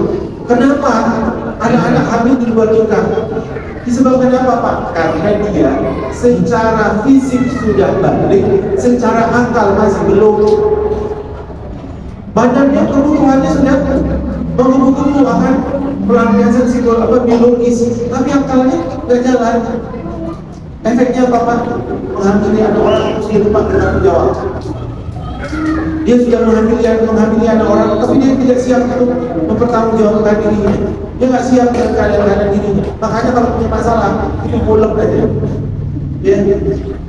Akhirnya maaf, sudah berumah tangga masih numpang di rumah mertua, masih nebeng di rumah orang tua, masih nggak berani untuk memutuskan. Ketika ada masalah nggak bisa menyelesaikan. Kenapa itu terjadi? Karena akalnya tidak terdidik. Ya. Nah kita ini kebanyakan selama ini kan hidupnya yang dikasih makan loh, lambung itu yang diisi otak. Padahal otak ini yang paling pertama kali yang diisi. Makanan otak itu apa? Pengetahuan. Makanan otak itu apa? Belajar. Ketika otak kita ini diberikan haknya dengan belajar, dengan pengetahuan Pak, maka urusan lambung itu gampang. Urusan lambung itu akan mengikuti. Ya, gak makan 12 jam itu kita bisa bertahan. Kenapa kita kuat berpuasa? Ada kuat berpuasa karena akal yang memerintahkan untuk mengkondisikan organ-organ tubuh termasuk lambung. Artinya akal itu dulu yang dikasih makan, baru kemudian lambungnya. Dan kita enggak memenuhi kebutuhan lambung hingga melupakan akal. Akhirnya desa terperokok, Allah berharap apa saja yang penting minyak. Itulah awal kerusakan. Lihat korupsi di mana-mana. Itu kenapa? Karena memenuhi hawa nafsu. Akal tidak terdidik. Jangan sampai Pak kita mengalami seperti ini. Jangan sampai anak-anak keturunan kita mereka tidak memiliki akal yang utuh. Maka didik anak-anakmu dengan akal yang baik. Dampingi mereka kalau belajar, berbicara, ya, beraktivitas. Itu ditemani sampai diajak ngobrol. Kenalkan dengan pengalaman hidupmu agar mereka mengasah otaknya, akalnya dengan hal-hal yang peristiwa-peristiwa yang bisa diambil hikmahnya. Mendidik ya. Jadi kita ini punya tugas yang sangat berat di akal. Yang berikutnya disiplin. Orang tua harus tahu kedisiplinan. Yang sekian belajar, sekian. Nah itu terkait dengan aturan. Anak-anak itu pengalaman saya, selama bapaknya tegas dengan aturan, maka dia akan maju. Ya. Dan aturan itu harus disampaikan. Kalau saya dengan anak saya anak dua, perempuan dan laki-laki. Dengan anak saya selalu punya aturan. Kalau dia main kayak begini, satu libur, main balik, tak apa-apa. Tapi ingat, begitu sudah dengan taklim di masjid, kamu tidak harus segera pulang. Kamu aturan. Kalau begitu taklim kedengaran di masjid, kamu nggak pulang sampai azan, besok tidak akan ada waktu bermain. Itu tugas. Kemudian ketika saya ada tugasnya apa? Kalau anak laki-laki, saya tugaskan ketika ada tamu dia harus keluar bertanya, perlu apa? Terus dia harus dicek pintu pagar, pintu rumah untuk dipastikan terkunci kalau malam hari. Itu tugas anak laki saya. Jadi begitu saya tidak ada di rumah, maka dia mengambil alih tugas saya walaupun usianya masih kelas 1 SMP. Kenapa seperti itu? Dia harus dididik. Dan kita harus mengenalkan aturan. Laki-laki itu kayak apa? Laki-laki harus disiplin dan nah, jangan pernah menganggap anakmu nggak bisa Pak. Ditinggal terus oleh semua pemain. Jangan. Dia harus dididik, disiapkan dari sekarang, sehingga sewaktu-waktu ketika kita mati, anak kita itu sudah tahu tugasnya apa. Dia sudah siap untuk menggantikan kita. Maka anak laki-laki itu mendidiknya memang harus dengan disiplin. Ya, kalau ibu saya dulu sama bapak saya lahir dari keluarga campuran. Cuma ibu saya itu perawat di rumah sakit tentara Angkatan Darat. Semua anak laki-lakinya, kami 7 bersaudara, 5 laki-laki, 2 perempuan. Semua anak laki-laki itu diwajibkan untuk bisa melakukan semua urusan rumah tangga. Jadi kami anak laki 5 bisa masak, nyuci, ngepel, setrika, semua bisa. Dan ibu saya itu sangat tegas sekali, di sini sekali urusan kebersihan. Dia ini tentara. Sampai kalau pasang spray itu saya ingat, kelas 3 SD itu saya sudah pasang spray. Dan bukan spray itu ada pikirnya. Dan kalau sudah pasang spray, ibu saya itu kalau ngecek spray itu rapi atau tidak itu melempar koin. Jadi kalau ditanya sudah selesai, itu dia melempar koin ke kasur itu. Jadi kalau di spray itu koin itu mental pun rapi, benar sesuai SOP. Tapi kalau dia melempar koin jebles, suruh pulang sampai benar-benar sesuai dengan aturannya. Itu saya kerja. Dan semua kakak-kakak saya itu begitu. Dan kami tinggal di rumah Belanda, yang rumah itu panjangnya luar biasa. Teras itu juga bersamsa. Itu kalau sudah tempel, nggak ada pembantu, ngepel sendiri. Panjang-panjang dan tidak boleh ada cap jempol kering. Jadi kalau kami ngepel itu, saudara-saudara itu jangan ada yang berani lewat, dilempar mereka agak ngepel. Kenapa? Begitu ketemu cap jempol kami, suruh pulang ngepel itu. Disiplin, tapi itu membekas luar biasa. Ya. Sampai kemudian dewasa, sampai kemudian kita tua punya anak, itu kita mengajarkan disiplin, walaupun cara berbeda. Nah, ini penting pengalaman dan pengasuhannya benar. Kemudian kita sebagai pelindung dan juga sekaligus sahabat yang ada. Sebagai pelindung itu kita menyiapkan anak kita untuk mana yang boleh dan tidak. Ketika kamu dapat dapat perlakuan tidak menyenangkan, bagaimana cara menyelesaikannya? Bagaimana mereka bisa menjadi teman untuk berbicara dengan kita, ya, bercerita tentang keadaan-keadaannya. Itu dengarkan Pak. Insya Allah kita, kalau kita terbiasa komunikasi dengan anak kita sejak kecil Pak, nanti di saatnya Anda sudah sendiri, di saatnya Anda kemudian nanti berada di fase orang tua yang tidak butuh keramaian, orang tua yang kemudian mencari tempat untuk menyepi, itulah Anda akan merasakan betapa Anda itu enak ketika ketemu kita ngajak ngobrol, menyapa. Di saat kita sedang susah, dia ada, ya. Jadi di saat-saat mereka sudah remaja itu teman ngobrol, teman diskusi. Ketika kita susah, ada masalah pekerjaan, masalah apa, itu enak anak itu diajak ngobrol dan dia pengertian sekali. Ya. Anak itu, masya Allah, dia akan mengikuti keadaan-keadaan yang luar biasa selama kita berusaha untuk menjadi orang yang baik kepada anak kita. Nah, yang paling akhir, ketika kita menjadi seorang ayah, maka inilah sosok yang utuh Pak. Kenapa? Ketika kita utuh hadir di kehidupan anak-anak kita, kita memenuhi kebutuhan psikologis mereka, disentuh, dipeluk, dibelai, ya, dicium. Ini menjadi makanan anak kita di usia 8 tahun pertamanya. Bahkan sampai anak usia 11 tahun, 12 tahun sebelum balik, dia masih membutuhkan pelukan dan ciuman Pak. Ketika dia terpenuhi kebutuhan psikisnya terkait dengan sentuhan pelukan ciuman, insya Allah anak aman dari kerusakan. Percaya saya, dia akan tahu bagaimana menjaga dirinya, dia akan tahu bagaimana melindungi dirinya. Kenapa? Karena dia tahu sentuhan, pelukan, ciuman, kasih sayang orang tua itu adalah pelindung yang utama. Jadi dia nggak sembarangan Pak. Tapi coba ketika anakmu tidak mengalami itu, tidak pernah disentuh, tidak pernah dicium, tidak pernah dipeluk, tidak pernah dibelah, maka yang ada adalah hatinya keras membakar. Kemudian dia akan melampiaskan banyak hasratnya itu dengan cara yang tidak baik. Dia akan suka bermaksiat. Dan ini jadi kenyataan Pak. Ya, sekalipun dia, maaf ya, seorang yang paham agama, Anda lihat banyak kasus-kasus terjadi pelecehan seksual yang dilakukan oleh orang dewasa, sodomi, perilaku LGBT dan segala macam. Itu rata-rata. Kalau jenengan mau tahu, duduk wawancara, rata-rata mereka anak-anak yang tidak pernah tersentuh oleh kasih sayang ayah. Saya mulai mahasiswa, suka meneliti, dan saya biasanya juga diperbantukan untuk melakukan wawancara terhadap orang-orang bermasalah. Jenengan tahu di Kota Malang itu banyak anak-anak gadis usia mulai SMA itu jadi pelacur, Pak. Dan mereka itu jadi piaraan orang-orang yang berduit, dan mereka punya kos-kosan. Orang tuanya tahu dia itu kerja kantoran, tapi kenyataannya Masya Allah tidak.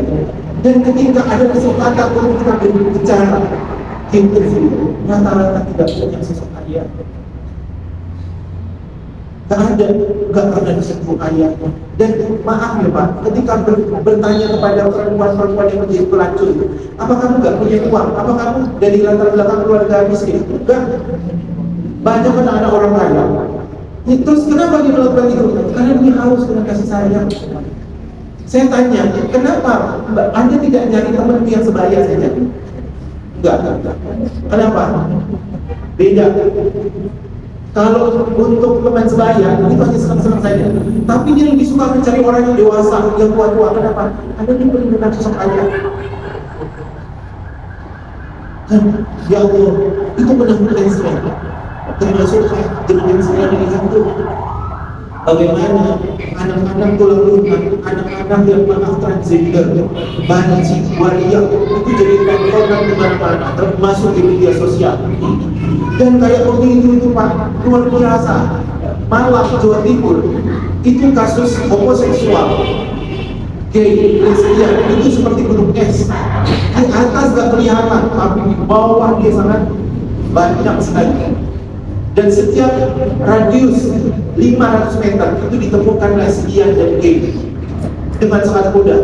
Dan ada yang tahu usia berapa? Usia SMP 12 tahun itu sudah jadi lesbian, jadi pelacur, jadi gay. Belum lagi yang biseksual, mengerikan. Dan rata-rata mereka adalah anak-anak yang tidak punya sosok ayah, tidak pernah dibelah, tidak pernah disentuh, tidak pernah dicium, tak pernah dipeluk. Gimana rasanya? Mungkin Anda bisa merasakan sendiri bagaimana sekarang kondisi psikis Anda. Anda menjadi orang yang kasar, Anda menjadi orang yang kaku. Anda bisa flashback Pak, bagaimana dulu Anda dengan ayah Anda. Rata-rata kita mulai ingat child, luka masa lalu karena pengasuhan yang salah yang dilakukan oleh orang tua. Maka selesaikan luka itu, sembuhkan sekarang, terima keadaan, dan rubah diri untuk kemudian bisa menjadi maksimal untuk anak-anak, menjadi orang tua yang memang benar-benar bisa maksimal untuk menyayangi anaknya. Jangan melakukan sesuatu ketika sudah terlambat, sudah tak kuat, sudah mati, baru kemudian bisa. Apa gunanya? Anak-anak kita masih bisa kita didik, masih bisa kita arahkan. Kita harus berubah menjadi orang tua. Bersyukurlah panjenengan yang hari ini itu mau hadir. Berterima kasihlah kepada guru yang hari ini itu khusus menghadirkan para ayah. Kenapa? Karena ini yang paling utama sebelum Anda nanti menjadi orang tua yang sesungguhnya. Belajar terlebih dahulu tentang tanggung jawab dan kesadaran. Kenapa? Ada banyak orang tua, banyak orang dewasa, mereka hanya melakukan sesuatu untuk mengumpulkan kewajiban. Selebihnya, dia tidak memiliki kesadaran. Dia tidak memiliki pengetahuan untuk bagaimana merubah diri, memperbaiki diri. Jangan pernah bermimpi ingin mendapatkan anak yang baik, anak yang soleh-solehah, yang kemudian nanti mendoakan kamu ketika kamu mati. Tapi Anda tidak pernah melakukan yang terbaik untuk mereka. Tidak pernah memiliki, tidak pernah mau mengasuh segala kemampuan yang kita miliki dengan pengetahuan. Nah, ini yang harus diperhatikan. Jadi Pak, kita tolong ya, sebelum terlambat, maka didik anakmu tentang akalnya, berikan kebutuhan psikis mereka terkait dengan sentuhan kehidupan, ciuman, belayan, kasih sayang yang utuh. Dan kalau bisa Pak, mulai besok Senin, Anda harus punya waktu mengantar dan menjemput anak ke sekolah. minimal Anda nganter pagi. Kenapa? Penelitian menunjukkan bahwa ketika ayah hadir dalam proses pembelajaran pendidikan anak, minimal kata tersebut, maka anakmu akan memiliki motivasi belajar yang meningkat luar biasa, dan mereka akan menjadi anak yang memiliki kekuatan untuk melakukan sesuatu dengan sungguh-sungguh. Itu kalau dia terlibat kaitan ayah. Tapi kalau induknya, nah ini yang kadang maaf ya, ibu itu karena terlalu banyak pekerjaan, akhirnya dia suka memberikan, mentransfer hal-hal yang terkait dengan kelelahannya, kesulitan, kesusahan itu kepada anak. Efeknya apa? Ibu kalau sudah antar anak ke sekolah itu selalu ya dengan cara yang hampir tidak benar. Ibu itu kalau ngantar anak banyak aturan dan segala macam. Ini walaupun tidak semua ibu, tapi rata-rata ibu itu seperti itu karena mereka struktur otaknya beda dengan struktur otak laki-laki. Ya. Kalau laki-laki fokus, kalau ibu-ibu itu dia nggak bisa fokus detail dia melihatnya itu kemampuan konsentrasi itu selalu berubah. Jadi efeknya akhirnya ke anak-anak juga cenderung sering bermasalah. Allah bisawab, mungkin ini yang bisa saya sampaikan. Kalau dilanjutkan dengan dialog silakan. Dan alhamdulillah saya apresiasi ini saya melihat sepanjang perjalanan saya isi Paralympic. Alhamdulillah saya sampai insyaallah sudah di perjalanan dan kemana-mana, hampir ke seluruh Indonesia termasuk luar negeri. Kalau Paralympic di Indonesia, saya hampir jarang melihat ayah itu bertahan segini banyak. Ya, kita siap terus buat ayah. Itu kan udah lagi satu. Ini yang lagi cuma beberapa saja, yang lain suka kalau mau lagi. Oke, ada SBB Pak. Iya, sepertinya ayah-ayah lelah ini. Kita cek konsentrasi. Oke.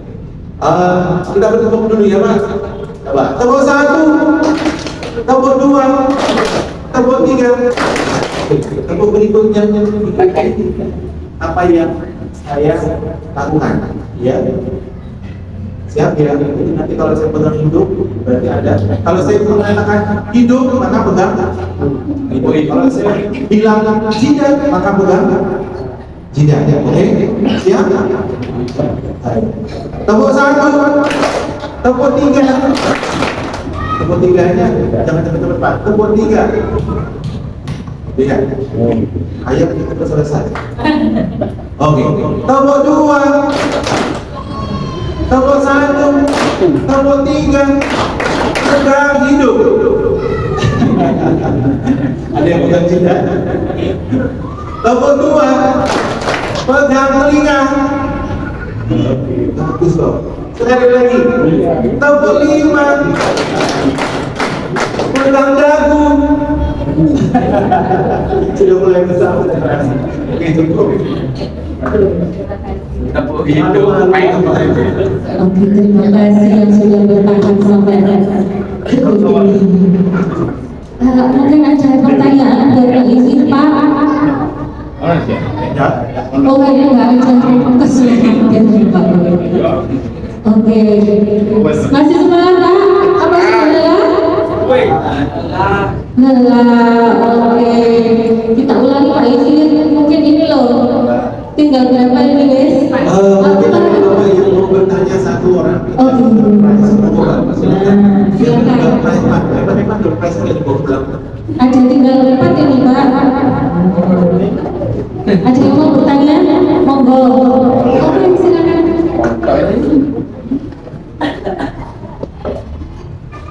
Assalamualaikum warahmatullahi wabarakatuh. Aku bisa bertanya. Bisa dalam artian dalam rumah tangga itu partai partai, tapi dalam lingkungan tidak tertarik kapasitas dalam tanda kutip tenaga dan tenaga yang sulit seperti itu. Kita juga secara persuasif kepada istri kita, anak kita bahwa itu kan kita punya pola sendiri ya, pola kita itu. Tapi suatu ketika ada kan yang melakukan itu adalah kita itu. itu antisipasi kita seperti apa ke anak kita, ke istri kita dalam menyikapi itu seperti itu. Dan itu bisa jadi dari orang tua si tetangga itu bisa jadi ikan kecil yang anaknya juga itu yang merusak anak kita itu. Kita tahu dengan kata-kata yang buruk, entah itu dari orang temannya sendiri atau dari yang ditonton di si anak itu seperti apa.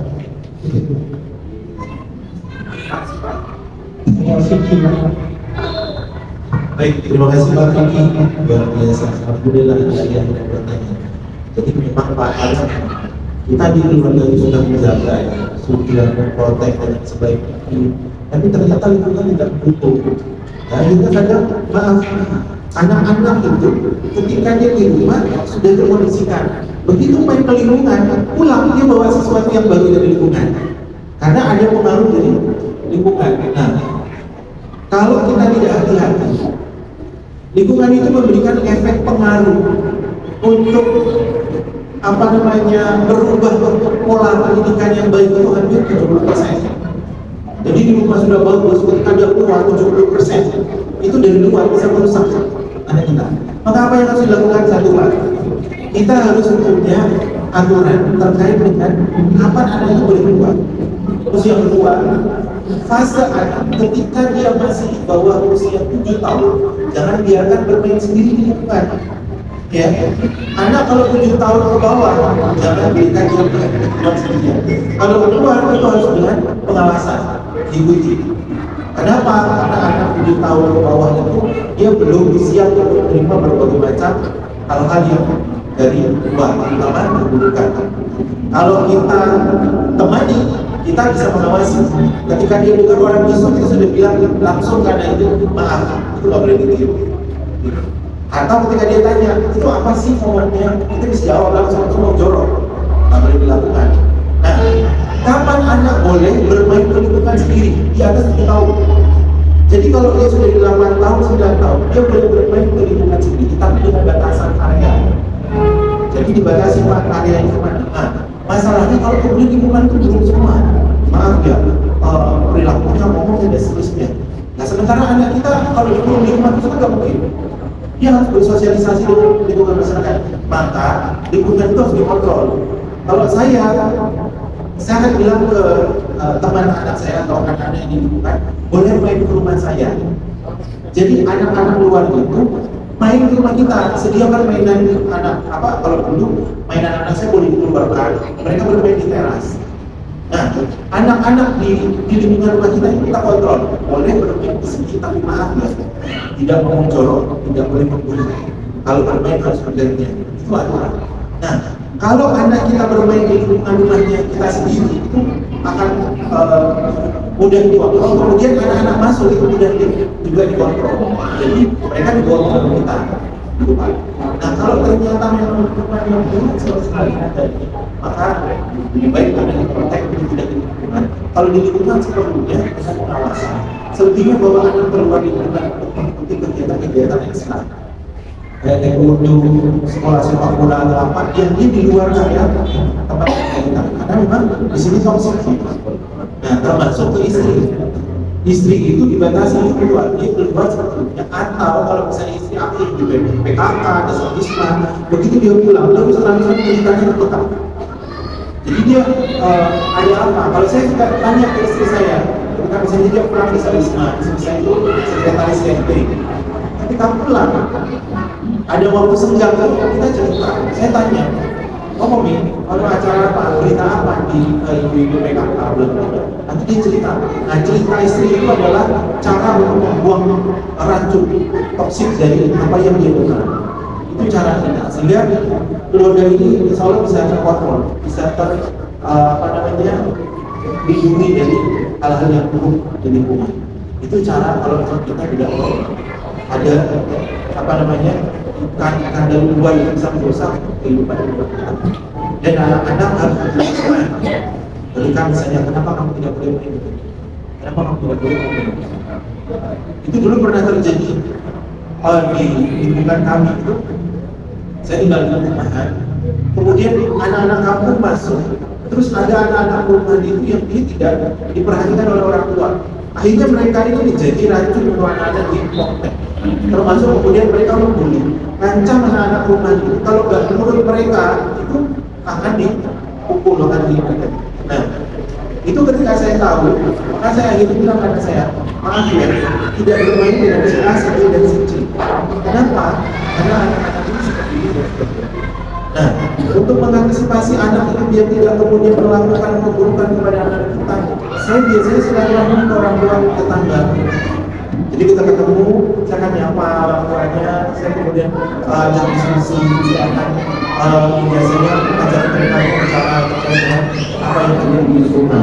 Syukurnya lingkungan saya itu orangnya masih care gitu Pak, dengan keadaan-keadaan di lingkungan. Jadi para bapak yang misalnya ada anak-anak bawa HP, merokok, terus dia porno, film porno, itu ketika ada bapak-bapak lewat itu langsung negur, ngapain itu? Nah, nanti kalau sudah beberapa kali ketahuan, biasanya di lewat forum RT itu kita sampaikan. Kita menemukan anak-anak yang mereka bla bla bla, tapi nggak menyebutkan identitas. Jadi tolong ini anak-anak dibersihkan, tolong bapak-bapak yang ada di RT juga peduli. Nah itu cara. Kalau memang ternyata butuh, biasanya saya akan itu tadi silaturahmi menemui kemudian menyampaikan, tapi perlu datang. Sehingga ada dialog dan alhamdulillah sih selama ini para orang tua itu menerima masukan. Sampai sekarang ini di lingkungan kami aman, tidak ada lagi anak-anak yang bawa HP terus melakukan yang tidak baik itu. Teruskan. Dan untungnya akhirnya di lapangan depan perumahan itu, saya perumahan itu Tegal itu, terus kemudian dibentuk SSB di situ. Akhirnya kan anak-anak itu ada kegiatan positif. Nah itu alhamdulillah cukup membantu sekali. Mungkin seperti itu Pak. Terima kasih banyak. Ada lagi, ayo ngomong-ngomong. Mumpung gratis Pak. Kalau sudah dengan SMS, Pak mau konsultasi, itu sudah beda cerita ya. Kalau konsultasi nanti bayar ya Pak Ivi, mau di sini Pak. Tapi nggak apa-apa. Nanti kalau mau nyoba konsultasi silakan. Lebih private ya. Lebih private. Di rumah saya ada konsultasi untuk masalah pendidikan pengembangan dan keluarga. Biasanya juga nanti terkait dengan masalah-masalah rumah tangga. Silakan yang mau menjadinya menjadi bisa tanya. Mbak itu berbayar ya. Itu persesinya kalau saya masih murah ya, persesi hanya 1,5 jam itu hanya 450. Yang 1,5 jam berapa?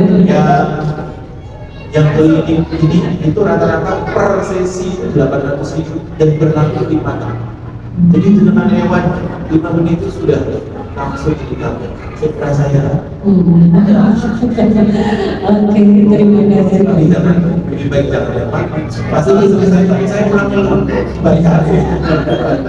Oke, kira-kira hari ini bagaimana saya Pak setelah disampaikan oleh Pak Ivi tentang bagaimana sih peran ayah yang sesungguhnya yang seharusnya dilakukan oleh ayah. Apakah ada pertanyaan lagi Pak? Sudah? Tinggal kalau kira-kira ada sedikit apa ya? Kita ulangi pokoknya Pak Ivi ya. Nanti yang salah apa yang benar? Kasih pertanyaan aja. Oh pertanyaan. Oke. Coba pertanyaan. Oh ada pertanyaan dari Pak Ivi sebelum ditutup ya. Apa bentuk kasih sayang secara psikologis yang perlu diberikan kepada anak? Ayo. Bentuknya apa? Gampang tadi yang terakhir Pak. Yang tadi saya sampaikan. Bentuk kasih sayang secara psikologis yang perlu didapatkan anak. Monggo Pak. Pak Sinta. Monggo Pak Nana. Pak Sinta Pak Nana. Ini menguji mentalnya aja. Terima kasih. Terima kasih persis berupa untuk saya itu belum bukan cuma sebenarnya baca apa memberi perhatian. Oke boleh pelukan, ciuman, belayan. Oke. Rezeki. Tinggal 2 Pak ini. Masih ada satu, ada 2 lagi. Kira-kira bagaimana? Pertama saya mau tanya Pak. Oh, ada di double Pak. Yang ada masalah bagaimana seandainya kita selaku orang tua itu tempat tinggal dengan orang tua. Kadang-kadang pendidikan yang kita kasih kepada anak itu bertentangan dengan kakek dan neneknya. Terutama untuk kasih sayang itu gimana Pak dalam kita? Terima kasih. Double berarti mana? Tidak ada sama. Jadi ini Pak, nah, ini perkara banyak kasusnya. Ketika kita papa atau kita sama orang tua, itu kadang pola asuh kita dengan pola asuh kakek nenek itu beda. Kakek nenek itu nggak bisa dengan cucu nangis. Satu. Yang kedua, kakek nenek itu prinsipnya dia adalah bagaimana bisa memberikan yang terbaik ke cucunya, apapun itu, apapun pertimbangan. Ini yang kadang banyak berusaha. Ya. Nah, lantas bagaimana dia tidak terpengaruh? Kalau saya boleh menyarankan harus ada area privacy, Pak. Jadi gini, ketika kita di rumah orang tua, area privacy kita ini milik keluarga kita yang kemudian kita punya kuasa untuk memberikan intervensi kepada keluarga itu paling mudah kamar. Jadi kalau sudah misalnya melihat anak kita ternyata diperlakukan secara berlebihan oleh kakek nenek, dan kita nggak sepakat, itu berbeda dengan kita. Maka anak ini diisolasi di area privacy di kamar, untuk kemudian dikasih tahu bahwa apa yang dilakukan kakek nenek itu sebetulnya nggak sejalan dengan apa yang kita lakukan. Nah, yang kedua, perkuat keluarga kita ini dengan aturan kita yang kita ini adalah pemimpinnya. Dengan mengatakan misalnya, maaf ya, kalau sama kakek nenek nanti kalau tidak dikatakan pendidikan itu tidak bisa diikuti. Kenapa? Karena aturan ayah itu adalah 2-3. Nah, ini yang harus dilakukan. Kenapa? Itu tadi untuk protek anak-anak dari yang ada mereka berbeda. Dan harus dipahami, anak itu kalau dia terbiasa tidak dihargai atau kadang tidak pernah dianggap kehadirannya, anak itu paling pintar punya kesempatan dalam kesempitan. Dia tahu ketika kondisi seperti ini itu saya cari perlindungan ke siapa? Kalau ke ibu nggak mungkin, pasti aku dimarahin. Yang paling mudah adalah ke kakek nenek. Nah, itu anak punya kemampuan.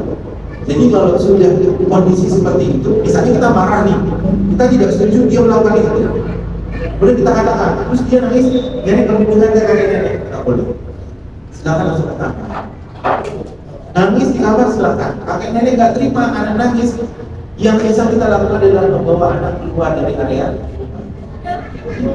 Saya pernah melakukan dulu ketika bapak ibu mertua masih hidup. Kan seperti itu. Jadi kalau sudah ke rumah intinya, anak mesti jadi rewel. Apa aja?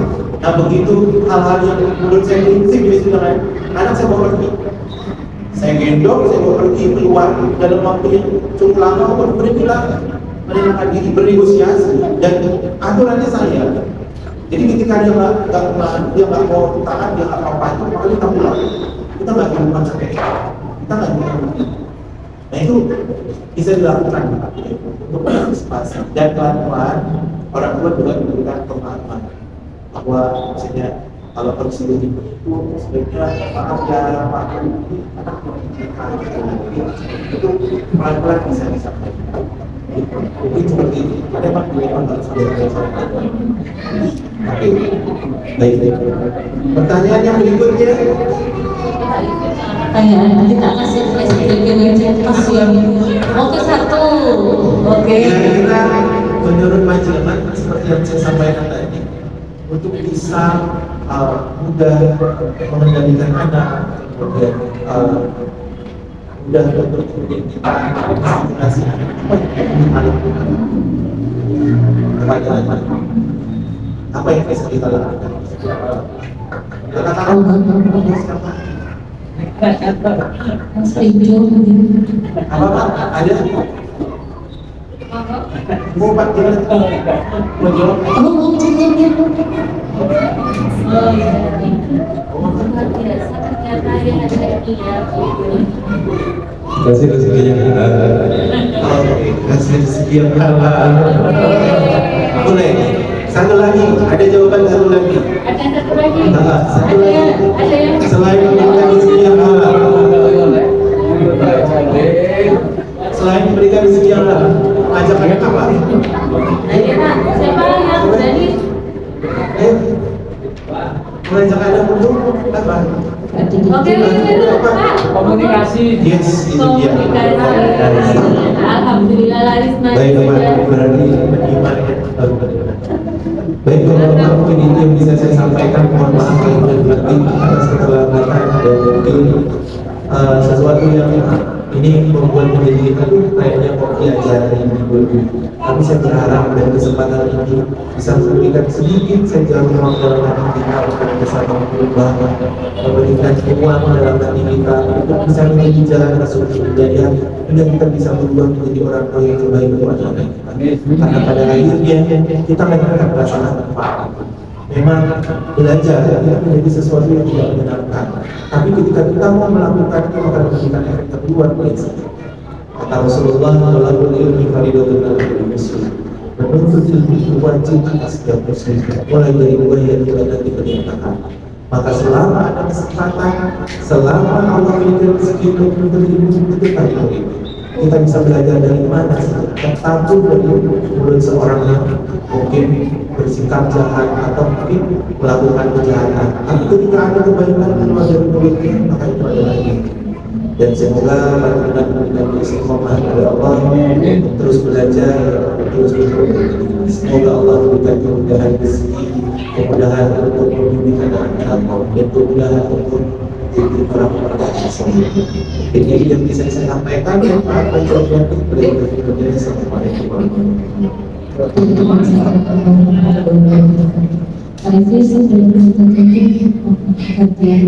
maaf ya, apa ngomong baik Bapak-Bapak, kita tutup dengan istighfar. Kita tutup dengan dan kita tutup kegiatan hari ini dengan membaca Al-Fatihah. Alhamdulillah.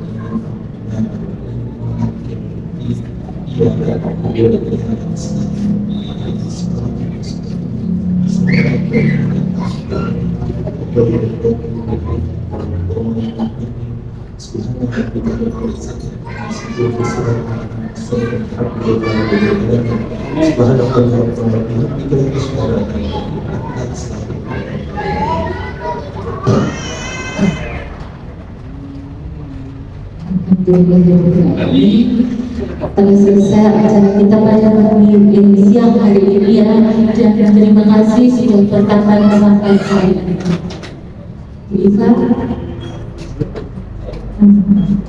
untuk kegiatan hari ini atas kewajibannya kami dari TK Dharma Wanita Persatuan Gabung Timboyo mengucapkan terima kasih banyak atas adanya air pada siang yang berkualitas siang hari ini.